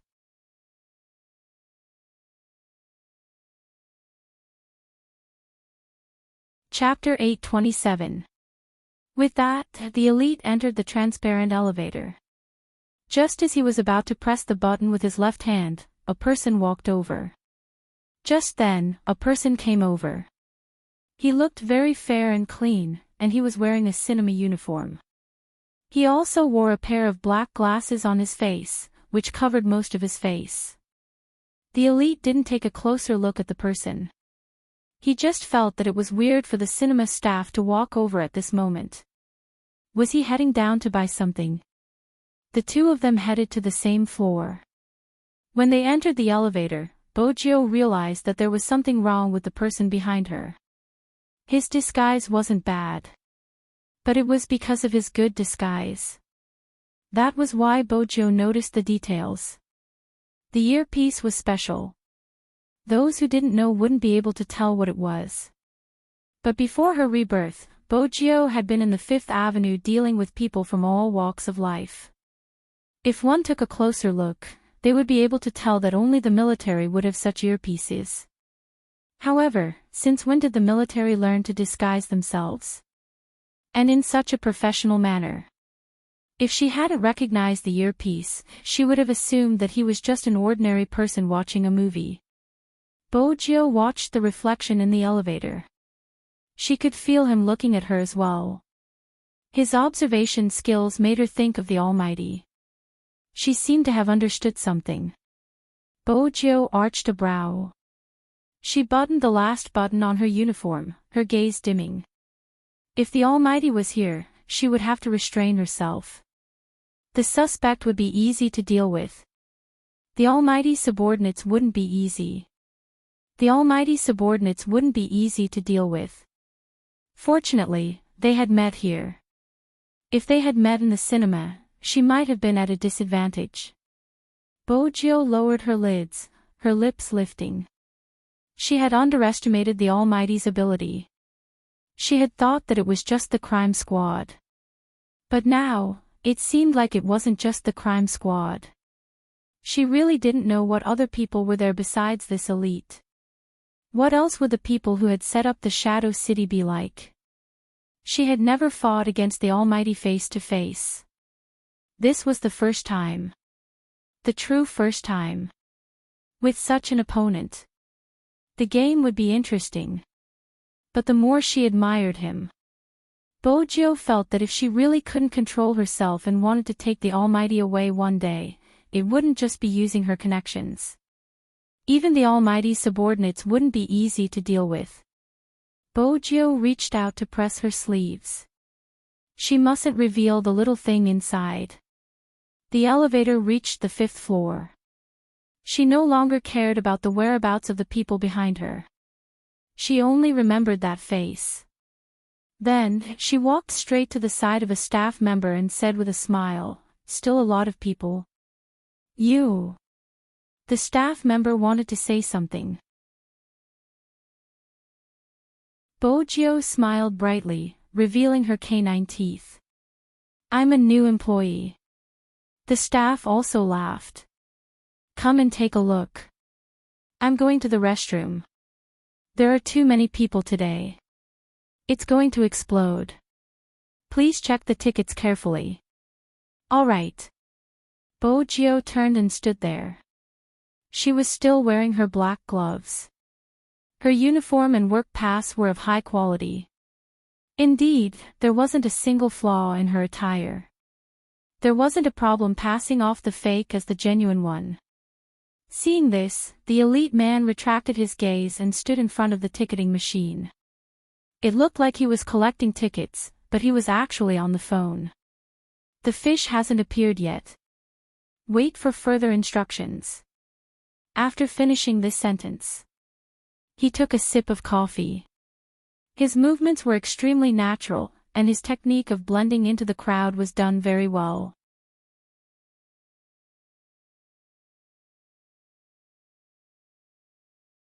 Chapter 828. In the meeting room. After Chinemo received all the blueprints, he scanned them from top to bottom and closed his eyes quietly. Profiling. It wasn't just targeted at criminals. A skilled profiler would be able to come up with various routes based on the environment. And Chinemo was the best of the best in this field. Perhaps not many people knew about Chinemo. But his code name was Young Master. Child in English. It was a name that everyone in the international community knew about. If one was in the industry and had read books in this field, he would definitely have read his thesis in an authoritative journal. Profilers were usually very good at science, especially mathematics. Deep mathematics was about logical thinking.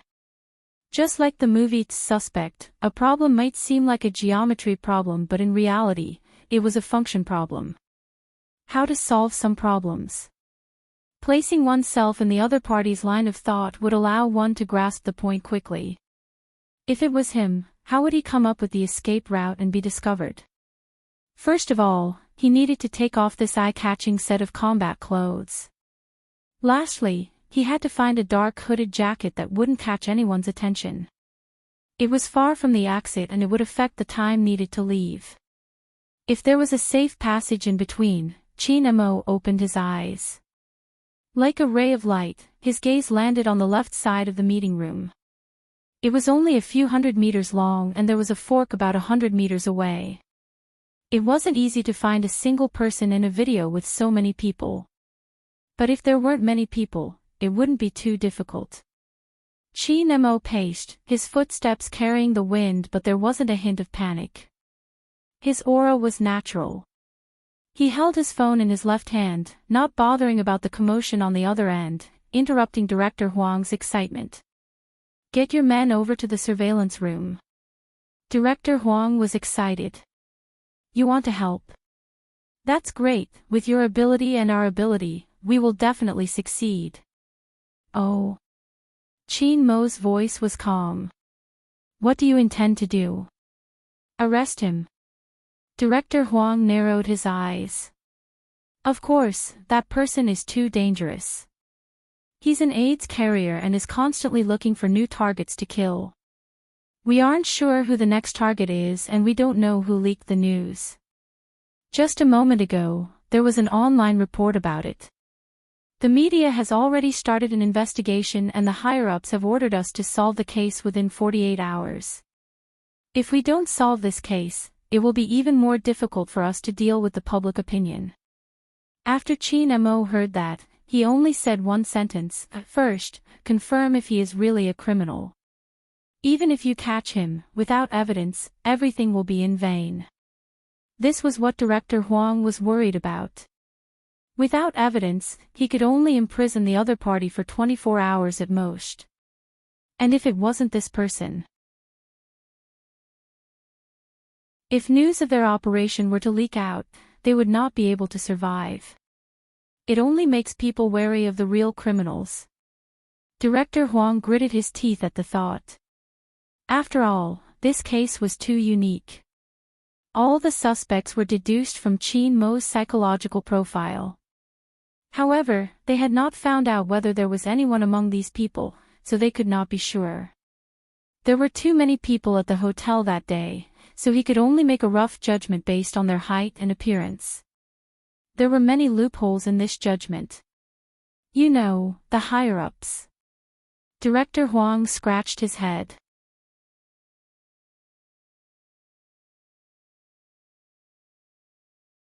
Chapter 829. With Chin Mo's words. Director Huang felt much more confident. Actually, he was under pressure. The higher-ups wanted them to solve it quickly. But the culprit's methods were too skilled and his anti-investigation ability was too strong. After the case, if it hadn't been for Chin Mo's directions, they might still be searching for a needle in a haystack. The crime squad had changed in recent years. Director Huang understood that, but fortunately, his subordinates were hot-blooded. They had sacrificed a lot to maintain the safety of the city. Actually, this was how it was like to be a detective. If they couldn't solve the case, they would be criticized by the citizens. Director Huang had to admit that some of the external staff were used to minimizing the big problem and turning it into nothing. They were used to not doing anything. He couldn't explain the system. But there was still a group of people who would stay in the car for 24 hours just to catch a criminal, afraid that they would miss any clues. And he was the same as that group of people, seeking a clear conscience in this industry. Director Huang placed the pen in his hand down and called his subordinates. They wouldn't arrest him as per Chin Mo's instructions. As for the higher-ups, at most, he would be scolded again. At this moment, Chin Mo didn't go to the surveillance room.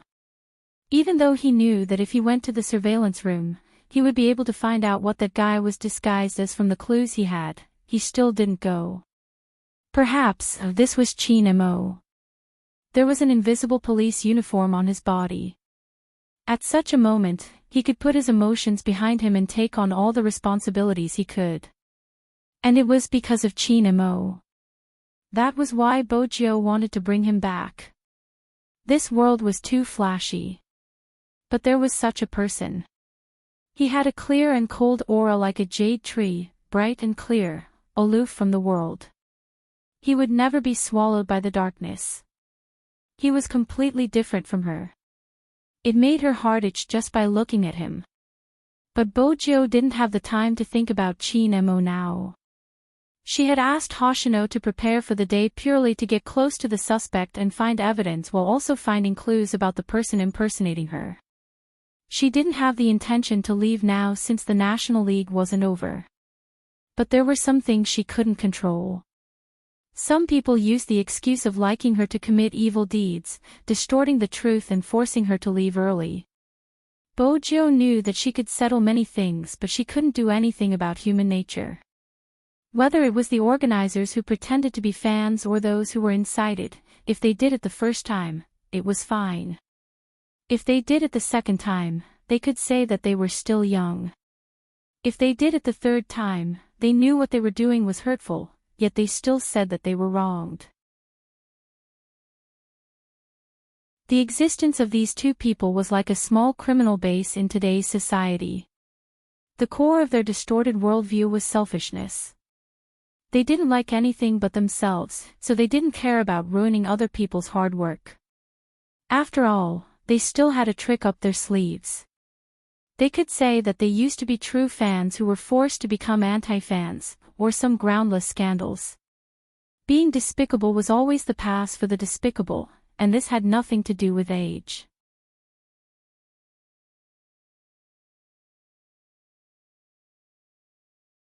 Chapter 830. Lawyer Bai was a clear-minded person, reminding her, with your identity, dealing with them will only give them a reason to accuse you of bullying the weak. Don't forget, you are a member of Supreme Alliance and your actions represent the public. Of course, if you don't deal with them, both you and Supreme Alliance will have to bear the blame since you are professional players. She didn't reply immediately, waiting for Uncle Ian to leave before replying. If I wasn't a professional player, would I be able to deal with them? Supreme Alliance wanted to fight a vigorous esports competition. How could they allow such a group of people to tarnish the competition with so many people's hard work? She wore the combat uniform to win. If some people wanted to hit her with the 1-inch punch, then she would take off the combat uniform and go and clear the obstacles. The suspects were the first to be dealt with because to Bojo, there was nothing more important than a human life. In certain aspects, they were extremely similar. It was hard to imagine that one of them was in the open while the other was in the dark, but they were the same type of people. They wanted to catch criminals. Even though their methods were completely different. Bojo glanced up, glancing at the clock hanging in the middle of the theater. The ticketing began. At this moment, the elite man's earphones rang. He hadn't expected it to be his boss. Don't go in, pass me the ticket, I'll go. These few words made the elite man stop in his tracks. After rubbing the bridge of his nose, he followed the young master's instructions and turned around, heading for the emergency exit on this floor. After hanging up, the elite male tried to hold it in. He really couldn't hold it in any longer and wanted to find someone to gossip with. Hey, brothers, what are you guys doing? Eating an ice cream cone. Queuing for fries, what's wrong? What did he mean by what's wrong? Fatty started arguing. I'm using my laptop to monitor the internet. It's so hot, what are you guys doing? There's even someone queuing for fries, what the heck? Young master told us to be more natural. We just returned and it's only natural for us to blend in. The food in Jiang City isn't bad, it's much better than in America. Shut up. Fatty was sweating profusely from the heat, taking over the surveillance room. What they wanted to see was who else would follow them other than the key case investigation unit. As for the matter of returning, Fatty only found out about it today. On the surface, he had always been an external member of Supreme Alliance. In fact, he was by the young master's side, and his role was to contact the outside world. I say, stop arguing. The elite tugged on his tie. Everyone, tell me, why did young master suddenly want to move on his own? Look at how awesome my outfit is. The SWAT soldier tossed the cotton candy stick away and climbed up to the roof. Because you can't get the evidence out of him, only young master can do it. The person in line put a fry in his mouth. I'm fine.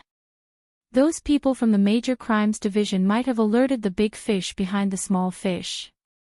It's not strange that young master would make a move. I don't think it's that simple.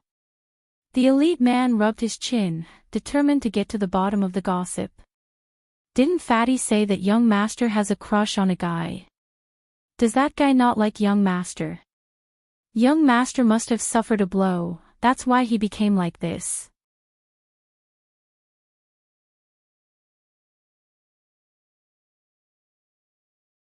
Chapter 831. Through the earpiece, the voice managed to reach everyone's ears. Fatty immediately pretended not to hear anything. He kept quiet and started to encourage his friends. The other two were lying on the ground like corpses. That was awkward. They were gossiping about their boss being caught behind their backs. The elite's scalp turned numb. He turned around and saw the elegant and handsome face. Somehow, he felt touched. It had been a long time since he had seen his boss alive. "Young master, I'm definitely concerned about you." The elite tried to explain himself. Chin Mo arched a brow. He didn't waste any time and took action. "Thank you for your concern." The elite watched as his boss robbed him of his jacket, gold-rimmed glasses, and his handbag. He didn't even leave a watch for him. In the end, he was left with a pair of long johns and a shirt. As a magician, he had never been in such dire straits. Compared to his boss, who was full of charisma, he looked like he had just been robbed. "Wait a minute, young master, at least leave me a wallet." Chin Mo naturally wouldn't stop. He even changed his hairstyle. His usually loose black hair was combed to the back of his head. There was a scar on his face and he looked cold and restrained. At this moment, Fatty sent a message. "The suspect has arrived from the surveillance cameras. They are now checking the tickets." Chin Mo tossed his handbag to the elite. His left hand pressed on his earpiece and tucked it into his black hair. This was the perfect disguise. The elite hugged himself at the side. He couldn't help but ask, "Young master, you clearly know that the person who appeared this time is a fake C. Why did you get the crime squad to investigate this case?" "Because the fake one is more dangerous than the real one." Chin Mo's voice was calm but his gaze was deep. "Z wouldn't do that." "What do you mean by that?" The elite wanted to know what his boss was thinking. Chin Mo stopped in his tracks. "Do you think the person I treat as my opponent would make use of others to do things?" Z has always been a lone wolf. Not harming people's lives is her principle. From the maiden sacrifice to the AIDS case, every time Z went against the police, it was always because there was an inside story behind the case. These two cases were just people using others to commit crimes. The essence is different. If that's the case, why didn't you tell Director Huang that it's fake? Director Huang might really think Z is the one behind the operation. The elite was impressed by Z since they hadn't been able to capture her in the past. Chin Mo raised his hand to adjust his collar, looking at his completely different appearance and aura through the window, his gaze as deep as the night. "Because I want to know who the real Z is." The elite man was shocked when he heard this. Young master had cast such a big net. Other than catching the fake Z. So there was such a layer of thinking. Chin Mo glanced at his movie tickets. If Z is really around, she wouldn't allow anyone to use her name to do such a thing. The elite frowned. Was it an illusion? He felt that the young master's interest in Z hadn't decreased after losing a certain part of his memory. Why was that? 2 years ago, this kind of thinking had clearly faded a lot. What was going on this year? The elite man had a feeling that his return this time. Something big would happen. But if he could meet Z again.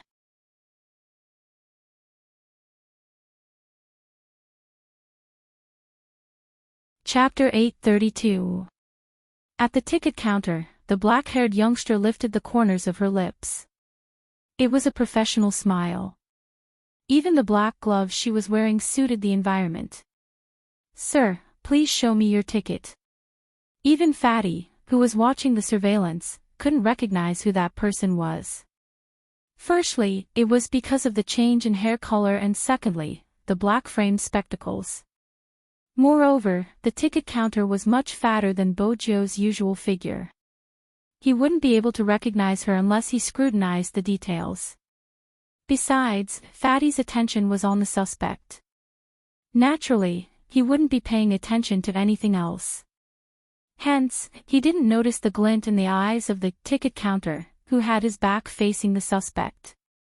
The man in front of him fit the Almighty's profile analysis perfectly. He was not very old, about 30 years old, less than 1.8 meters tall. Although his appearance was not very outstanding, it could be said that he was well-defined, very tasteful. He wore a watch that cost about 100,000 yuan on his hand. His hair was styled with something, which made him look like a successful person. In addition, this person was wearing cologne, which made him look clean and particular. Indeed, such a person would be able to ease the grudges of the girls nowadays. It would probably be easy to ask someone out. But she still needed evidence. When she was checking the tickets, she glanced at his ticket stub before passing it back. "I hope you enjoy your movie." The man wasn't bothered by the ticket counter. He held the ticket in one hand and his phone in the other. On the screen of the phone, a chat app was opened.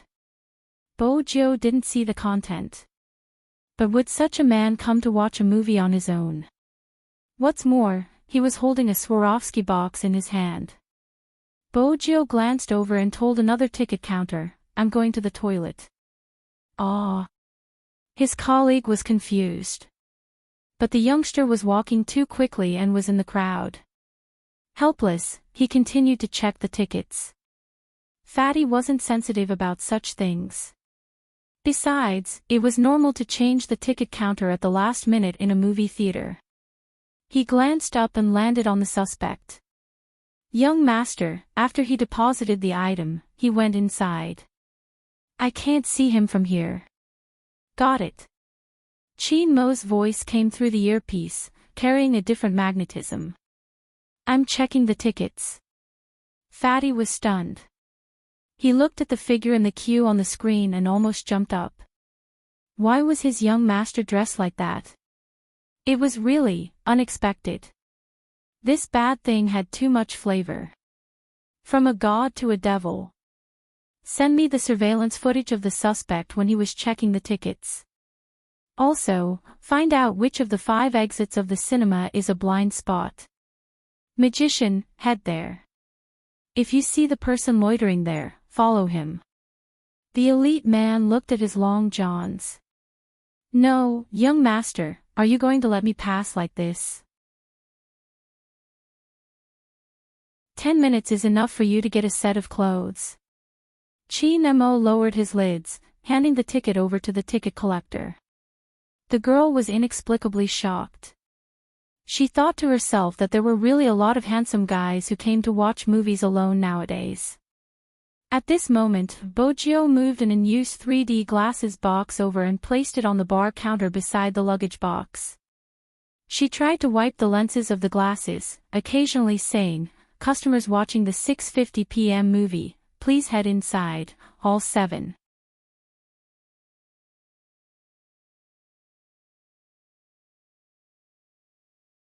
Chapter 833. Once she was clear of all the surveillance angles, Bojo discreetly shifted the 3D glasses case upwards. The angle it blocked was coincidentally the suspect's storage cabinet. Once she was done, Bojo narrowed her eyes. There wasn't enough time for her to get the password. If she pulled it forcefully, the alarm system would be triggered. Why not let someone else open it? Bojo arched a brow and broke a pair of glasses.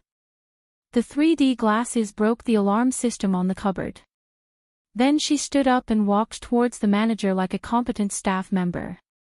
"Manager, there's a problem with the storage cupboard." The manager followed her immediately. He took a look at the storage cabinet. There was indeed something wrong. In such a situation, they could only reboot it and restore the password. That would take some time. At this moment, the movie was about to start. Chinemo walked along the darkened tunnel, glancing at the faint light coming from his seat. He stopped, his voice calm. "Excuse me." This sentence was directed at the 2 best friends behind the suspect. Chinemo didn't even glance at them. He was just like an ordinary audience member. The best friend retracted her legs. The girl couldn't help but exclaim, "So handsome." The suspect turned back to glance at Chin Mo. Some men would compare themselves with others. After seeing Chin Mo, the suspect sized him up from head to toe. Other than being taller, he didn't have any good points. His aura wasn't bad, but it was a pity he had a scar on his face. But as long as he had money, it wouldn't stop women from pouncing on him. The man hid in the darkness, his lips curved into a mocking smile. Chin Mo sat down indifferently. Actually, this seat was a little too narrow for him. It was difficult for him to stretch his long legs. But even so, he didn't reveal any discomfort on his face. This was the only way he could see the actions of the person in front of him. The seat beside the suspect was good. But it couldn't be compared to the seat behind him. In such a small theater, the space in between was extremely small. People were used to using their right hand to look at their phones. Moreover, the theater was pitch black. Whenever there was a light, the front row would be able to see the back row clearly. Hence, even though Rao Rong had entered the theater long ago, he hadn't expected the suspect to be sitting in that position. But Rao Rong wasn't stupid. If he had known that the major crime squad would be involved. Of course, he had taken precautions. According to their deduction, the people on both sides of the man were most likely from the crime squad. Hence, Rao Rong sat far away from the man at the exit of the theater. Even if he wanted to contact him, he would use his virtual IP. This was to prevent the people from the key case investigation unit from targeting the man. At the same time, he could also help the man escape. If he felt that something was wrong, he would ask the man to stop the appointment immediately. After all, from this position, he could observe everyone who came in. However, from the moment he came in until now, everything was normal. Even the man's front, back, left and right. That person had just checked on the computer, and everything was fine. They were all here to watch the movie. Some are lovers, some are friends. The background was also very clean. However, just to be safe, he still had to wait for the news. Only then would Rao Rong do what he was about to do. The moment the movie started, a series of crackling sounds came from his Bluetooth earpiece. On the other end of his Bluetooth headset, there was a crackling sound. Finally, as if he had hit the enter key, countless images appeared before his eyes. Other than the surveillance cameras, the rest of the people from the Major Crimes Division are all at the main exits, waiting to arrest the suspect. If they want to arrest someone, let them. Once they arrest someone, they can just let them cry out in grievance. The police have already formed a fixed pattern, they are either watching the surveillance or blocking the exits. Rao Rong chuckled, still handsome. He lowered his voice so low that no one could hear him. They definitely haven't played hero before. They wouldn't even know how to form a team to catch someone. They have to learn. You chose to take action today to avoid Chin Mo, didn't you? Now isn't the time to go against him. The person in front of the computer had a calm expression on his face. The best way to defeat them is to destroy their hearts. For someone like Chin Mo, no matter how smart he is, he has to abide by his so-called principles. Anyone's life can be a threat to him, not to mention those who are important to him. This can be our breakthrough point. After all, in this society, there are many people who can say that they are wronged after being forced into a corner. That young Master Fu should have experienced this pain. The Wu family did a good job, pretending to be a fan, first infringing on the rights of others before making a fuss. In the end, she took the opportunity to bite back. It's a pity she's already in prison, otherwise, we would be able to find out more about the police's movements. But it doesn't matter, what's happening now is just child's play. When the time comes, Chin Mo will know that the human heart isn't as strong as he thinks, it's easy to break. Rao Rong listened to the words in the earpiece, glancing up at the booking notification on his phone. 30 minutes later, the sky turned dark. Someone took the bait. Look at our harvesters, they seem to be addicted to it. Go, I will keep an eye on the people from the Key Case Investigation Unit. Tell him not to drive the car in B2, there are people guarding it. Go to B3, a dark black Honda SUV. Tell him that the car key is in the Swarovski package he bought. Remember, don't touch it, use your cell phone to inform him of any news. Rao Rong leaned back, his gaze heavy. I understand. If it's just the people from the crime squad, even if they leave, they probably won't notice. Every plot is within my expectations, but I'm afraid Chin Mo will ask for a last-minute adjustment. But he probably doesn't have the time now. So what if they won the competition? The impact of Wu Zhen's actions will still be felt. Rao Rong, don't belittle those high schoolers who feel wronged after taking advantage of others. Using the words true love as a prelude to distort the truth, it won't be easy to deal with them. This will help our plan and divert Chin Mo's attention. Chin Mo won't be able to leave anytime soon unless he doesn't care about Supreme Alliance's reputation, Rao Rong replied faintly, that's why I hate being a professional player. After this incident, Chin Mo will probably hate it as well. There are too many liars in this world, some even taking other people's glory as their own, accusing others after stealing something. It isn't because they are young, but because they have no bottom line. That's what you want Chin Mo to know. There are many people who can't be saved and yet, you have to watch them gloat because they didn't kill anyone, it was just a small crime. But the lethality of these small crimes isn't any less than a stab. The person in front of the computer stopped typing. Rao Rong, are you blaming me? I wasn't involved in Wu Zhen's incident. I've said it before, I don't have to do anything. Stealing someone else's thing makes them a criminal. Was I the one who asked them to steal? Rao Rong, Rao Rong, that's what they wanted to do. Those who didn't want to do it wouldn't have joined them. I'm just a bystander.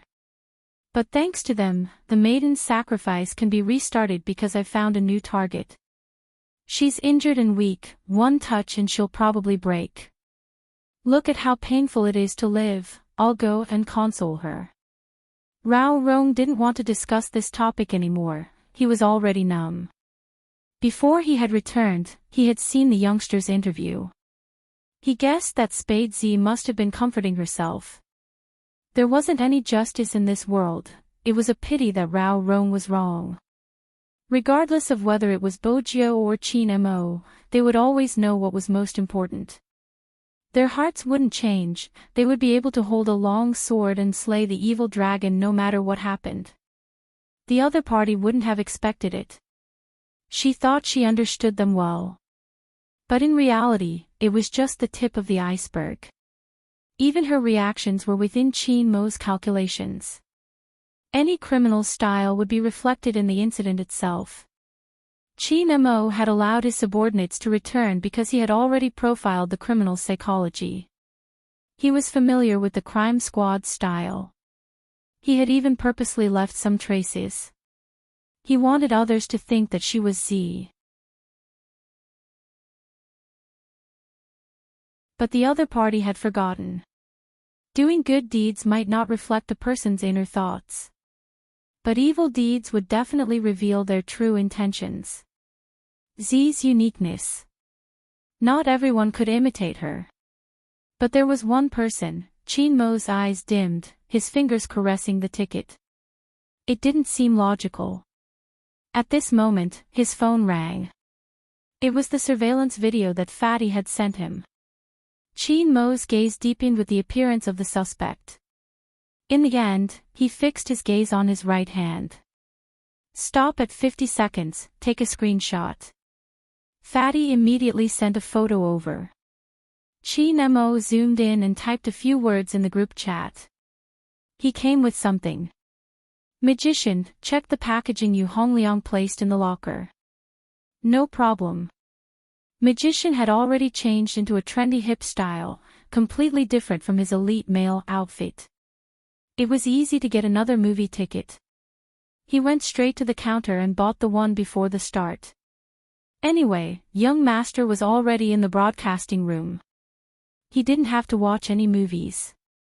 He just had to find a way to pry open the locker. After Magician was done checking the tickets, he tugged at his collar, stepped on the soft carpet, and strolled towards the lockers. He hadn't expected the ticket inspector to be so rash. He hadn't even looked in front of him when he walked over, almost knocking into him. Fortunately, he reacted quickly, turning his body to avoid being hit by the 3D glasses in the inspector's hands. "I'm sorry, sir, I didn't bump into you, did I?" The inspector looked anxious, wearing black-rimmed glasses. He looked like the type that was usually dumb. Magician didn't mind, shaking his head. Oh, a new employee. It was indeed easy to make mistakes. This was the third time he had seen the inspector today. Poor kid, he hadn't met a boss like young Master. If young Master were to teach him a lesson, he would be able to change his reckless behavior in minutes. "It's okay, you can go." With that, Magician continued towards his destination. Unbeknownst to him, the inspector behind him lifted the 3D glasses basket, the corners of his lips lifted, looking devilishly handsome. He wasn't dumb at all. Instead, he had obtained another piece of information. It turned out that the Almighty had subordinates that knew how to disguise themselves. That explained why the Almighty had always been suspicious of her. But from the looks of it, she was still one step ahead of the Almighty. At the very least, she had gotten the item first. Bojo swept a glance over the box buried under the 3D glasses basket, walking out of the viewing area naturally. In the corridor, Bojo placed the glasses basket down, tugging on her jacket. With one hand holding the box, she didn't forget to remove her uniform, throwing it into the bin at the side. In the blink of an eye, she seemed to have changed into a different person. Her black hair was tied up with a headband, revealing her exquisite features. Her white shirt had its tie removed and she wore a rivet bracelet on her wrist, giving off an arrogant vibe. It had been a long time since she dressed up like this. Bojo glanced at herself through the window, whistling before opening the bag. There wasn't anything strange about the Swarovski accessories. The strange thing was, there was a Honda car key inside. Bojo arched a brow, dialing a familiar number. Hoshino, what car did he drive when he arrived? A BMW X1. Hoshino's gaze deepened. Other than the crime squad, there are other people around you. There's a special forces soldier at the entrance of the 5th floor. Bojo smiled faintly. You noticed that? Alright, I know where to go. Where's the ventilation on the 5th floor? Leave the suspect to the major crimes unit. It's time to catch the mastermind behind this. Alright. Hoshino was still swiping the tablet casually when he frowned, his voice fading. There's someone on the ceiling. Bojo paused, glancing up, her voice deep. Help me check where Chinemo is now. Hoshino placed the tablet down. There's no news, he's the one trying to catch you. He's starting to suspect you and knows your route.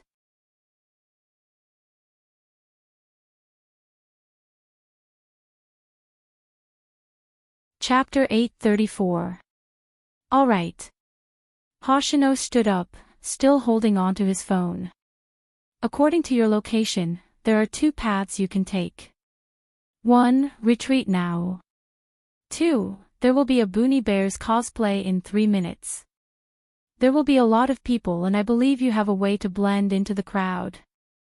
Bojo kept her car keys, stuffing one hand into her pocket and smiling mischievously. I need a girlfriend. It's a pity I'm not. Hoshino slid his fingers, already used to her way of speaking. Bojo scanned the surroundings. It's weird for someone as handsome as me to watch a movie alone. I don't have a girlfriend, it will only give people the impression that I'm not alone. With that, she hung up the phone and walked into the crowd. She took out her wallet and asked the cashier at the counter, "Do you have a bucket of popcorn?" "There are 2 of us." "Hello, sir, if there are 2 of you, it would be more suitable to buy a set meal for 2. Other than the popcorn, there are also 2 cups of Coke." The staff at the theater had always been nice. Bojo smiled faintly. "Then I'll take the set meal for 2. "All right, enjoy your movie." The cashier passed the items to Bojo with a smile. Bojo walked to the resting area with the popcorn placed in front of her face and 2 cups of Coke. She looked like a rich second generation waiting for his girlfriend. There were some girls who couldn't help looking over, but they wouldn't realize it was Spadesy. With the headband and bracelet, as well as that different expression, it was indeed hard to recognize her. But no matter how perfect the disguise was, it couldn't fool familiar people. Especially Chin Mo, who liked to pay attention to the details. The surveillance footage was about to end. The suspect's image was coming to an end. Fatty was about to cut off the transmission. Chin Mo suddenly typed, "Send me the contents of the first 3 seconds as well." The first 3 seconds? Fatty bit the cable of the earpiece and sent another part of the surveillance footage over. "Is there any difference?" Chin Mo didn't answer his question. Instead, he sent a few words. Slow down a little more, stop. Stop." Fatty looked at the ticket inspector who appeared on the monitor. He didn't understand what his young master was looking at. Chin Mo narrowed his eyes. It was as though a black mist was being emitted from his eyes, sending chills down one's spine.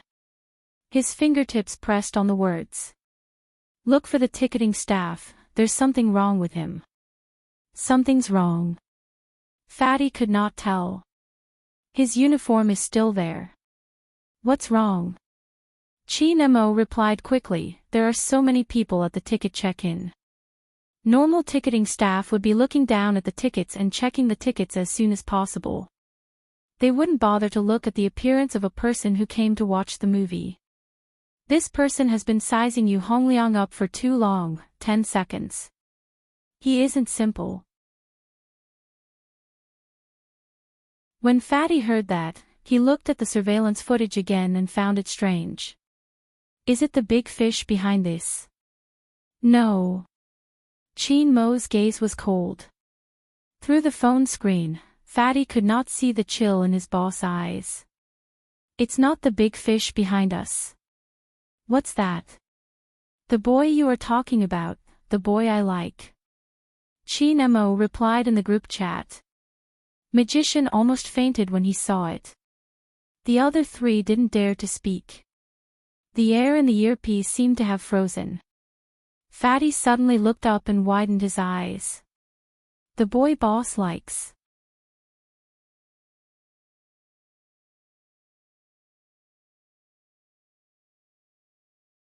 Chapter 835.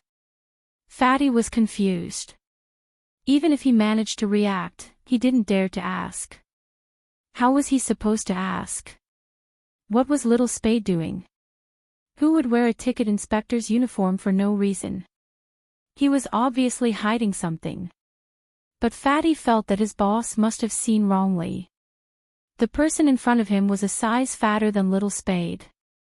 Fatty hesitated for a moment before speaking up. Young master, did you get the wrong person? This time, Chin Mo didn't type. He turned his head and lowered his voice, enunciating each word coldly. What did I get wrong, the boy I like? His earpiece turned cold again. Magician's feet slipped. He had been wondering why young master was acting so strangely today. So he had been abandoned. Fatty was also a blind man. He asked so many questions, but why didn't he get to the main point? For example, why did the person who abandoned the young master appear here? Wait a minute. Ticket inspector. Magician abruptly stopped in his tracks and subconsciously turned around to look for the bespectacled ticketing attendant that he had bumped into earlier. However, the attendant was long gone. His fingers pressed on his earphones. I just ran into him, he was near the locker. Chin Mo's fingers moved slightly. Magician, go downstairs and bring Aardwolf up. Go downstairs. But the thing. Magician didn't understand why young master had suddenly changed his mind. Before he could finish, he saw another sentence appear in the group chat. The things in the cabinet are gone. Gone. Magician's eyes widened. Young master, you mean, the ticket inspector. What the heck, wasn't that the boy you liked? Why was he stealing from us? He didn't dare to ask the last sentence, leaving it regretfully. Chin Mo didn't let Magician continue looking. It was simple.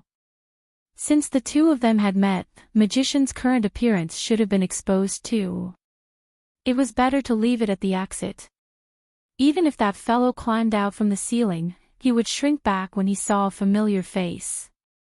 Chin Mo hung up the phone. His eyes were so cold that no one could feel any warmth. Ticket inspector. It was fortunate that she had planned it so thoroughly. She had been acting so well. Had she been trying to escape from the start? Chin Mo had always been someone who had difficulty sensing the emotions around him. It had been since he was young. He had always been able to suppress his emotions. But even so, there was also a hint of confusion in his eyes. He sat there as if he was alone. He clenched his fingers, like a pine tree in a green mountain. What he cared about was never that guy's restless habits. Where did the ticket inspector uniform come from? How did that guy avoid the crowd and sneak into the theater one step ahead of them? During the race, was that guy looking at the route or someone? These thoughts flashed through Chin Mo's mind.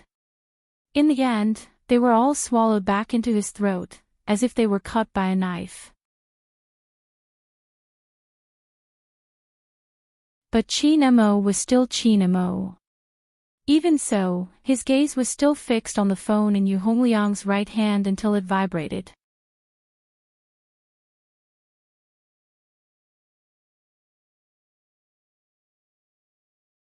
Chapter 836. Yu Hongliang's eyes lit up when he saw the message. He took a sip of his iced coffee, as though that was the only way to suppress the uncontrollable excitement in his heart. The first time he did something like infecting others, he was still afraid. But the second time, he tasted incomparable joy. There were so many people in this world who deserved to die. Why was he the only victim? If it wasn't for the vanity of some women, he wouldn't have contracted this damned disease. Yu Hongliang, the young master of the Yu family, liked to play on a daily basis and was often seen at night. He had originally thought that he would have to stay at home, unable to even leave. Fortunately, God was on his side, opening another window for him. That person was right. Since he was going to leave, he might as well drag these bad women to hell with him. They would cling on to him the moment they saw money. Then he would make them suffer. The closer they got, the better. Wasn't it just money? This amount of money was enough to buy their lives. Yu Hongliang caressed his watch, his eyes burning with bloodlust. He seemed to have lost his humanity. How could such a person notice the Almighty behind him? Chin Mo didn't change, his side profile calm, as though he wouldn't be surprised by any news he heard. Even at this moment, his mind and memory were still terrifying. After sending the message to the group chat, he typed a few more words. Other than Yu Hongliang, there is someone else here. Fatty immediately replied, row 7, number 06. I'll go check now. Chin Mo wasn't in a good mood. His sharp tongue was on full display. Do you think criminals are stupid enough to write their location on a text message? Do you think it's a game of hide and seek between primary school students? MMH. Chin Mo's MMH sent chills down his spine. Fatty choked for a moment. He finally understood Little Spade's influence on Boss. It couldn't be seen on the surface. It was all hidden in his heart. In the cinema, Chin Mo lifted his lids, taking 2 glances at the cinema. He had an answer in his heart. Row 7, number 06 is a trap, the outermost on the right, from the 1st to the 15th row. Mark the location according to the serial number and give me a list. Yes. After listening to Chin Mo's explanation, Fatty came to a sudden realization. From the beginning of the case, the other party was best at escaping. Moreover, his plan was meticulous and he wouldn't make any mistakes at the crucial moment. Indeed, there should be something in row 706, but even if there was something, it didn't mean that the person was there. It could even be said to be more serious. This could very well be a trap set by the other party. He purposely gave a number for them to check. Once it was investigated, they would receive the news. After receiving the news, that melon kid Yu Hongliang didn't make a move. They wouldn't even be able to get a fish on this trip. After all, the other party still had a hacker. Even though it was a fake. But this impersonator's level was really not much different from Z. They had to be on guard. At this moment, it was time to see who could keep their composure. Chin Mo was indeed nonchalant. Other than grabbing a certain someone and breaking her claws, he didn't care. However, even through the phone, Fatty could feel his boss's heart. Otherwise, the question, how long until the movie is over, really didn't sound like something the young master, who had always been indifferent, would say. Little Spade, oh Little Spade. Don't let young master catch you.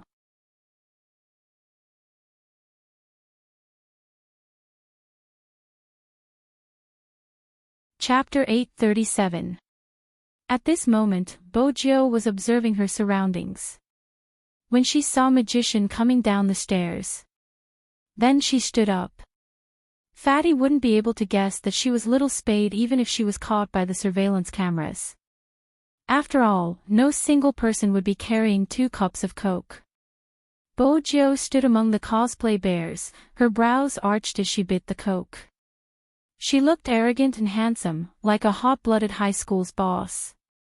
Her entire body was filled with 4 words, rich and willful. She looked like she was waiting for her girlfriend, her posture a little unhappy. Once or twice, the surveillance cameras scanned her, but she was ignored by Fatty. It wasn't that he didn't care, he just couldn't tell. After all, Fatty wasn't Almighty Chin. On the 3rd time, Bojo followed the crowd into the elevator. She wasn't sure where the Almighty was. Was he going to catch her when she was about to run away like last time? Even though Hoshino had told her that there was no one at the ceiling, she hadn't taken that route. Besides, she hadn't finished what she wanted to do. Bojo arched a brow, stuffing a hand into her pocket. When the elevator stopped, she walked out. Since she couldn't touch her computer, she would find a temporary replacement. In a large shopping mall, on the exclusive floor of the high-end computer, there was an alien's mechanical keyboard. There was a huge screen in the middle, broadcasting the National League's game in high definition. Bojo stood there, watching intently for a while. Then she made a comment that was pertinent to her. Supreme Alliance is really cool. The staff walked over with a smile. Sir, you seem to be a gaming fan, you should be familiar with our brand. Bojo, who had touched many brands of electronic products, replied humbly, it's all right, that's all. How about this, we have a trial machine here, do you want to try out the keyboard and the smoothness of the graphics? The staff was good at marketing. Bojo laughed arrogantly. If I say I'm a professional player in the video, can I try for another 10 minutes? The staff gave her a, you sure know how to joke, expression. Sir, all of our computers are connected to the internet, you can try it for half an hour until you find a computer you like. Even if you aren't a professional player, you can still try it. The price will still be discounted. In other words, she wasn't pretending to be a professional player, she was just buying something. Alright. Bojo thought to herself that she wasn't lying this time. Unfortunately, no one believed her. Before she tried it out, she praised herself. This first kill was beautiful. The staff watched as the customer continued to stare at Spades's ID, agreeing with her. Indeed, such smooth movements aren't something anyone can achieve. Good taste. Bojo reached out and patted his shoulder. The shop assistant who was suddenly patted on the shoulder was dumbfounded. This allowed her to fight for a more suitable trial computer. According to the shop assistant, since this person likes Spadesy so much, he would definitely buy the computer series for the Supreme Alliance. This machine has a hard keyboard with fast keystrokes. The graphics card has been upgraded. Don't be fooled by its clumsy appearance. The kernel is very fast. Bojo tapped the keyboard with her index finger and smiled. I'll use this one. He could send the information to the key case investigation unit without leaving any traces.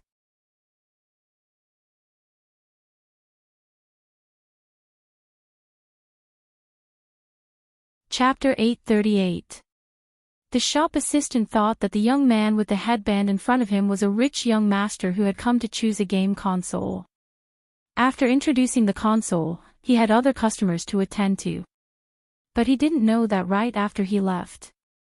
The black-haired youngster with the headphones smirked. She took out a USB with her left hand and intervened without a trace. A dialog box popped up. It was a very small part, but the code was running non-stop. Z was best at hacking. It was the integration of resources. Thousands of computers around her worked for her at the same time. No matter who it was, the firewall of a commercial plaza wasn't very tight. It was vulnerable in front of a hacker. Hence, it wasn't difficult to infiltrate. The difficult part was to find traces of other intruders without being hunted down by others. This was the most profound hacking technique. Most people would choose to find an entry point from the surveillance room. But Bojo chose to avoid this point. She didn't stay in the surveillance room and directly controlled the cinema network. Some people said that if she infiltrated the cinema system, she would be discovered immediately. After all, the bar counter required tickets. Don't forget. There was something called the movie ticket collection machine. It was connected to the cinema network and the cinema network was connected to the entire mall network. When the image unfolded, the youngster's long fingers on the keyboard suddenly sped up. The clicking sound was hidden in the hustle and bustle of the crowd. Even if someone heard it, they would think that someone was playing a game. Everyone who had been to a large computer experience store would know what it was like. Other than the sound of the keyboard, there was only the sound of the game. Moreover, with the popularity of Hero, no one could tell what she was up to. No one would notice the change in her gaze. Like a rising crow, she flew through the 3D map formed by the IP address and headed straight for the center. It was just an instant. The firewall was destroyed. The youngster's beautiful thin lips opened slightly. Let the hunt begin. Swoosh. The computer was operating at high speed. A couple who were collecting their tickets were puzzled. Why did the ticket collection machine in front of them suddenly stop working? They called the staff over. The staff took a glance and smiled. It's a malfunction. You can use the ticket collection machine at the side. But the one next door wasn't that effective. 5 ticket collection machines malfunctioned at the same time. The staff thought it was a network problem. After all, it only stopped working for a minute. A minute later, everything was restored. No one paid attention to the hole. Other than the special forces who had come here, anything abnormal at this time would be a problem. This had always been his principle. He pressed on his earpiece and said in a low voice, "Young master, there's a situation. The ticketing machine is malfunctioning. I suspect that someone is attacking the network." When Chin Mo heard that, he typed 2 words with his fingers. Fatty. Fatty was a little flustered. After all, he was the one in charge of monitoring the abnormalities in the network. However, he said, there are no abnormalities in the surveillance room. Chin Mo's eyes dimmed. His typing hand was beautiful, giving off an aura of abstinence. Nothing out of the ordinary is the biggest anomaly. Fatty, don't move, continue watching the surveillance. Wolf, find out which floor the electronic experience store is on. Don't use the mall's internet, ask someone, use the most primitive method. The Special Forces soldier received the order and moved immediately. Chin Mo sat on the spot, the coldness in his eyes at its lowest. Fatty didn't know that. At this moment, he had become Bojio's first target. The enter key rang. A page appeared on the screen in front of the youngster. The owner of the page was still watching the surveillance. He hadn't expected anyone to discover his location so quickly. When Bojio saw that face, she arched a brow. She didn't attack. Since they were from the same team, she wouldn't start a conflict at this time. Of course, more importantly, if she teased Fatty and alerted him, it wouldn't be worth it. But the Almighty was ruthless. Such a comprehensive surveillance. Was he trying to catch them all in one fell swoop? Bojio caressed the bridge of her nose, feeling slightly guilty. She glanced at the virtual IP settings in the mall, widening the search area. Her fingers moved swiftly, without any pause. The so-called network attack usually altered the original data. As long as she found the altered data, she would be able to find out the infiltration route. Of course, the most important thing was to hide. Bojio tapped her fingers, hiding her location at the center of the network. It was just like her character in the game, which had an invisibility ability. He could hide in the bushes without moving his expression. He wouldn't even appear on the map. But the moment he appeared, the damage would be off the charts. It was a nightmare for any player with low HP. Bojio had waited after the infiltration was successful. She hadn't followed the infiltration route. Just like Chin Mo, they both felt that this person would definitely have a backup plan. The Almighty wasn't the only one who liked to wait for someone to be captured, it was the same for her. Bojio leaned back in her chair. When her black hair fell, her lips curved upwards, a naughty smile that was pleasing to the eyes. The staff walked over. How is it? Isn't it very fast? Not bad, especially when it comes to capturing someone. It saves a lot of time, Bojio replied honestly. The staff glanced at the chat box on the screen. She was a true hero fanatic. She hadn't even opened the game page and was still fantasizing about capturing someone. He wanted to ask more. Bojio arched a brow. Someone seems to be calling you. Business was indeed busy. The staff had no choice but to leave. Bojio glanced at the time displayed on the screen. There were still 20 minutes before the movie ended. Since the other party was imitating her intentionally, he must know that she liked to launch a surprise attack at the end of the movie. Let's see if the other party managed to imitate all of her techniques. Bojio smiled. She switched the page and glanced at the layout. She decided to be a support and send a message to the crime squad. Of course, she wasn't going to do it casually. If the other party could make some adjustments because of her support, her chances of escaping would be greatly increased. 10 minutes was enough for her to send a message. She was familiar with the police's procedures. First, she used her earpiece to record a conversation. Next, she used the virtual IP to connect to the internet phone. Ring, ring, ring. When the phone rang, the police station was still dealing with other matters.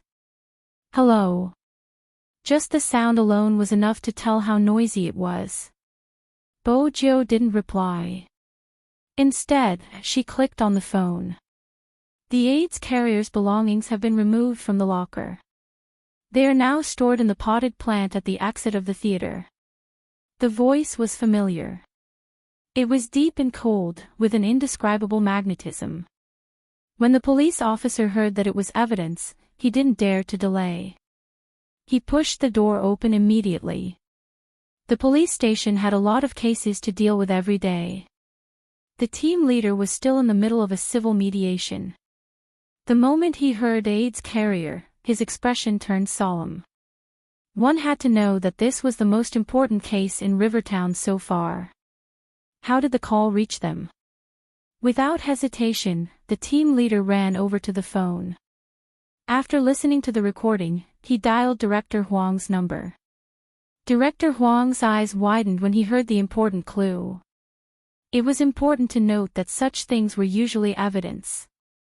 What he was most worried about now was the lack of evidence to arrest Yu Hongliang. But Director Huang wasn't stupid. What was the meaning of this call? Who is it? Director Huang asked. The team leader didn't waste any time, sending the recording over. Director Huang arched a brow when he heard the voice. What the F***ck, it sounded like young Master Qin's voice. No. He had to confirm it. Little Huang's heart was racing. He sent a WeChat message. There's a huge situation. He didn't reply for the first 10 seconds. In the end, there was only one word. Speak. The moment he saw the reply, Director Huang immediately pressed the call button. There was a call from the police station. They said that Yu Hongliang's stuff was stored in the storage cabinet and it's now in the potted plant outside the theater.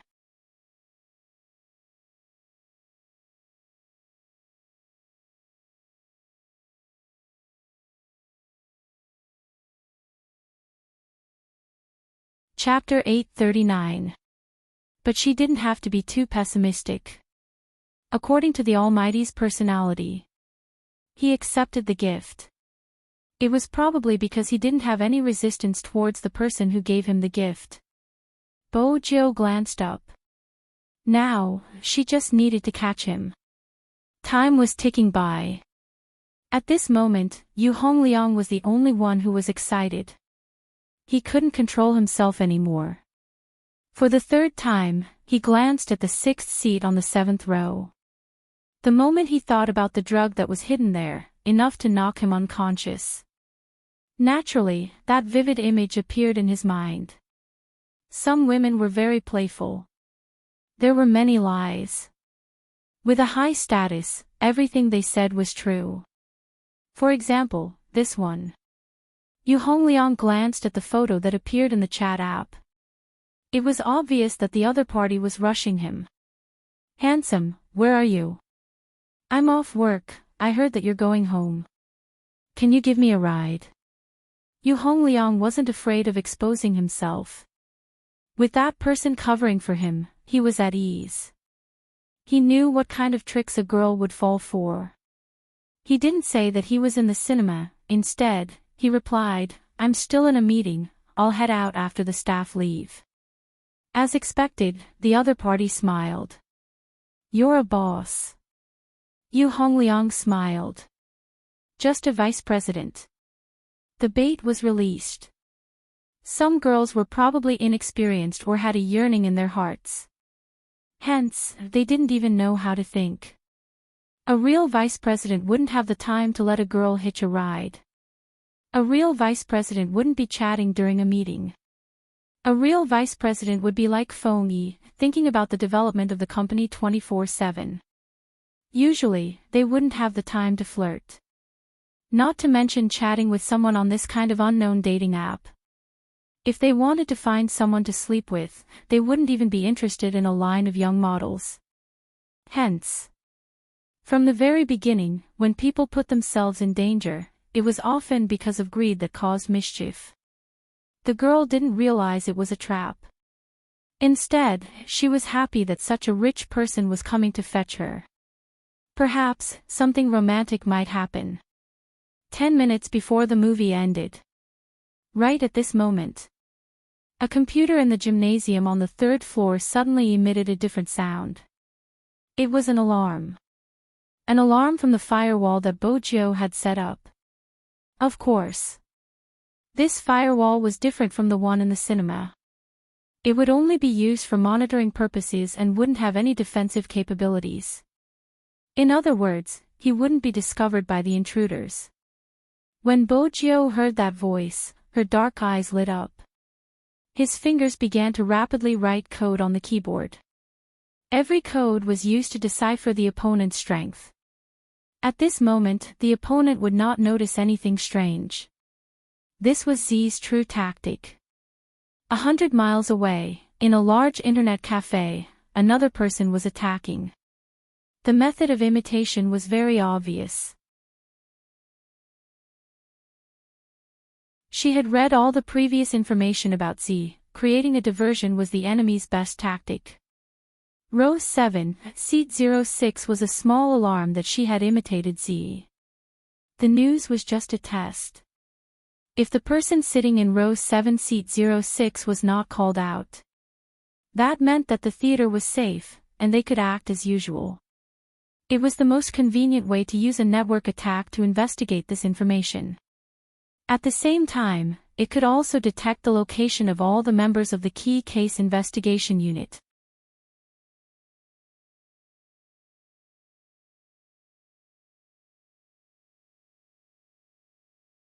Chapter 840. After Rao Rong received the message, he typed a full stop and sent it to Yu Hongliang. It meant that the surroundings were safe. Yu Hongliang's eyes lit up with excitement. Since it was safe, he could have more fun today. Yu Hongliang couldn't wait any longer. If it wasn't for that person's reminder, he would have waited for the movie to end. He wanted to stand up and leave. But there were only 5 minutes left. The girl in the internet cafe watched her meticulously set up everything, the joy on her face obvious. Especially when she saw the people from the Key Case Investigation Unit playing this and that in the surveillance room, the corners of her mouth curled up even more. What was the point? Yu Hongliang just had to bend over in the crowd and he would be able to take it away. From such an angle, it wouldn't be captured by the surveillance cameras. As for the people guarding the entrance, they thought they were in the right place. In reality, they were all wrong. As for the surveillance cameras, she just had to attack them. The girl moved her fingers, as though the entire situation was in her hands. The internet cafe provided lunch. When the auntie came over to ask if she needed anything, the girl glanced at the auntie impatiently, her voice cold. "It's fine, stay away from me." The auntie paused, feeling slightly awkward but didn't say anything. Nowadays, people in their 20s were indeed like that. It wasn't rare to bump into 1 or 2 of them every day. She turned and continued asking the next person. The girl moved her fingers, adjusting the original footage. Her gaze was filled with disdain. She adjusted her state and pressed the code. Her next target was the surveillance camera in the corridor of the cinema. She inserted the video she had prepared to cover today's surveillance camera. The video contained the footage of Yu Hongliang watching a movie. Yu Hongliang hadn't left immediately after the movie. Instead, he had stayed for 2 hours in the jewelry shop. She just had to show it to the crime squad. Since Yu Hongliang's car hadn't moved, they would definitely assume that Yu Hongliang hadn't left. It was a perfect plan. After the girl conquered the surveillance room, the smile on her face deepened. She started to try to take control of the surveillance room. It took some time, but it wouldn't take long for the girl to destroy the firewall. In the cinema, Chin Mo glanced up. Behavior could often express a person's heart. He could see the state of Yu Hongliang, who was sitting in front of him.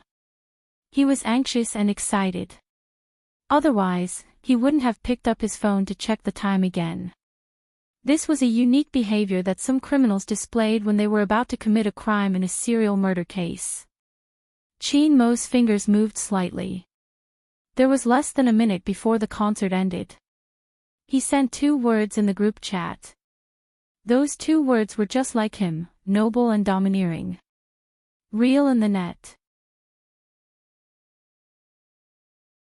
The Special Forces soldier was the first to act. He found the person in charge of the cinema and handed over his ID. He only said one sentence, "We need your company's cooperation." It was finally the end of the movie. Some people still wanted to see more. The clip was already out.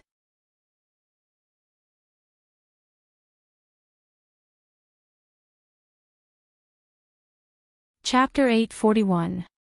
It was a magnetic voice. However, there was a phenomenon in the cinema. When there were a lot of people, before the staff finished speaking, there would be people who would stand up and leave. Rao Rong sat at the outer perimeter. Seeing that everything was going smoothly, he kept his phone and followed the crowd out without anyone noticing. Yu Hongliang stood up, he couldn't wait any longer. He walked down 2 rows, heading towards row 7, seat 06. At this moment, Rao Rong had already left the cinema. He didn't know that Chin Mo was in the same theater as him. Rao Rong didn't notice and Yu Hongliang didn't know that the moment he lifted his foot, the person behind him had already followed him. That was how the game was played. People often said that the mantis stalks the cicada, unaware of the oriole behind. Many people thought they were the oriole, but in reality, they were just the mantis. Once the movie ended, this meant that it was time to decide the outcome of the battle. Those who played mind games usually had to do with patience and adaptability. In the large internet cafe, the girl was still doing the video implantation. But at this moment, she suddenly sensed something was amiss. Why was there an extra firewall here? Hackers attacked each other. Some might not have seen it before. The girl narrowed her eyes, wanting to free her hand to tell Rao Rong to cancel the event. But the person on the other end didn't give her the chance. The wave of attacks destroyed the video she had implanted. The girl pressed her fingers on the keyboard. No matter who the other party was, they were courting death. She couldn't bear to see her plan destroyed just like that. She started the virus backlash program. The computers around the internet cafe started operating. Chat boxes kept popping up on the screen. Just by listening to the sound of typing, one could tell that this was an online battle without gunpowder. The incident in the cinema wasn't over yet. Fatty was shocked by the scene in front of him. He was a hacker and knew what the firewall was reacting to. More importantly, what was the meaning of the red dot? Was it luring the other red dot over, hiding behind him and letting the other party attack him? Wait a minute, there were 2 red dots. This meant that there were 2 IPs invading at the same time. F*CK. Young Master had asked him to check the internet for any abnormalities. But he had never been told which side he should help if there were 2 intruders fighting. No. The current situation was completely not a matter of whether he helped or not. What was the meaning of the red dot behind his IP address? Did he think he was playing hero? Did they think he was a tank? What the hell, letting him charge first? He did not move. Right under the tower. Young Master said not to act without orders. We really don't have any chemistry. In the experience store, Bojio reached out to play with her headband, her right hand moving the mouse. She couldn't help but shake her head. If she had teamed up with the Almighty, she would have taken him down long ago. It was no wonder Fatty hadn't made it into the starting lineup. Fatty looked at his computer.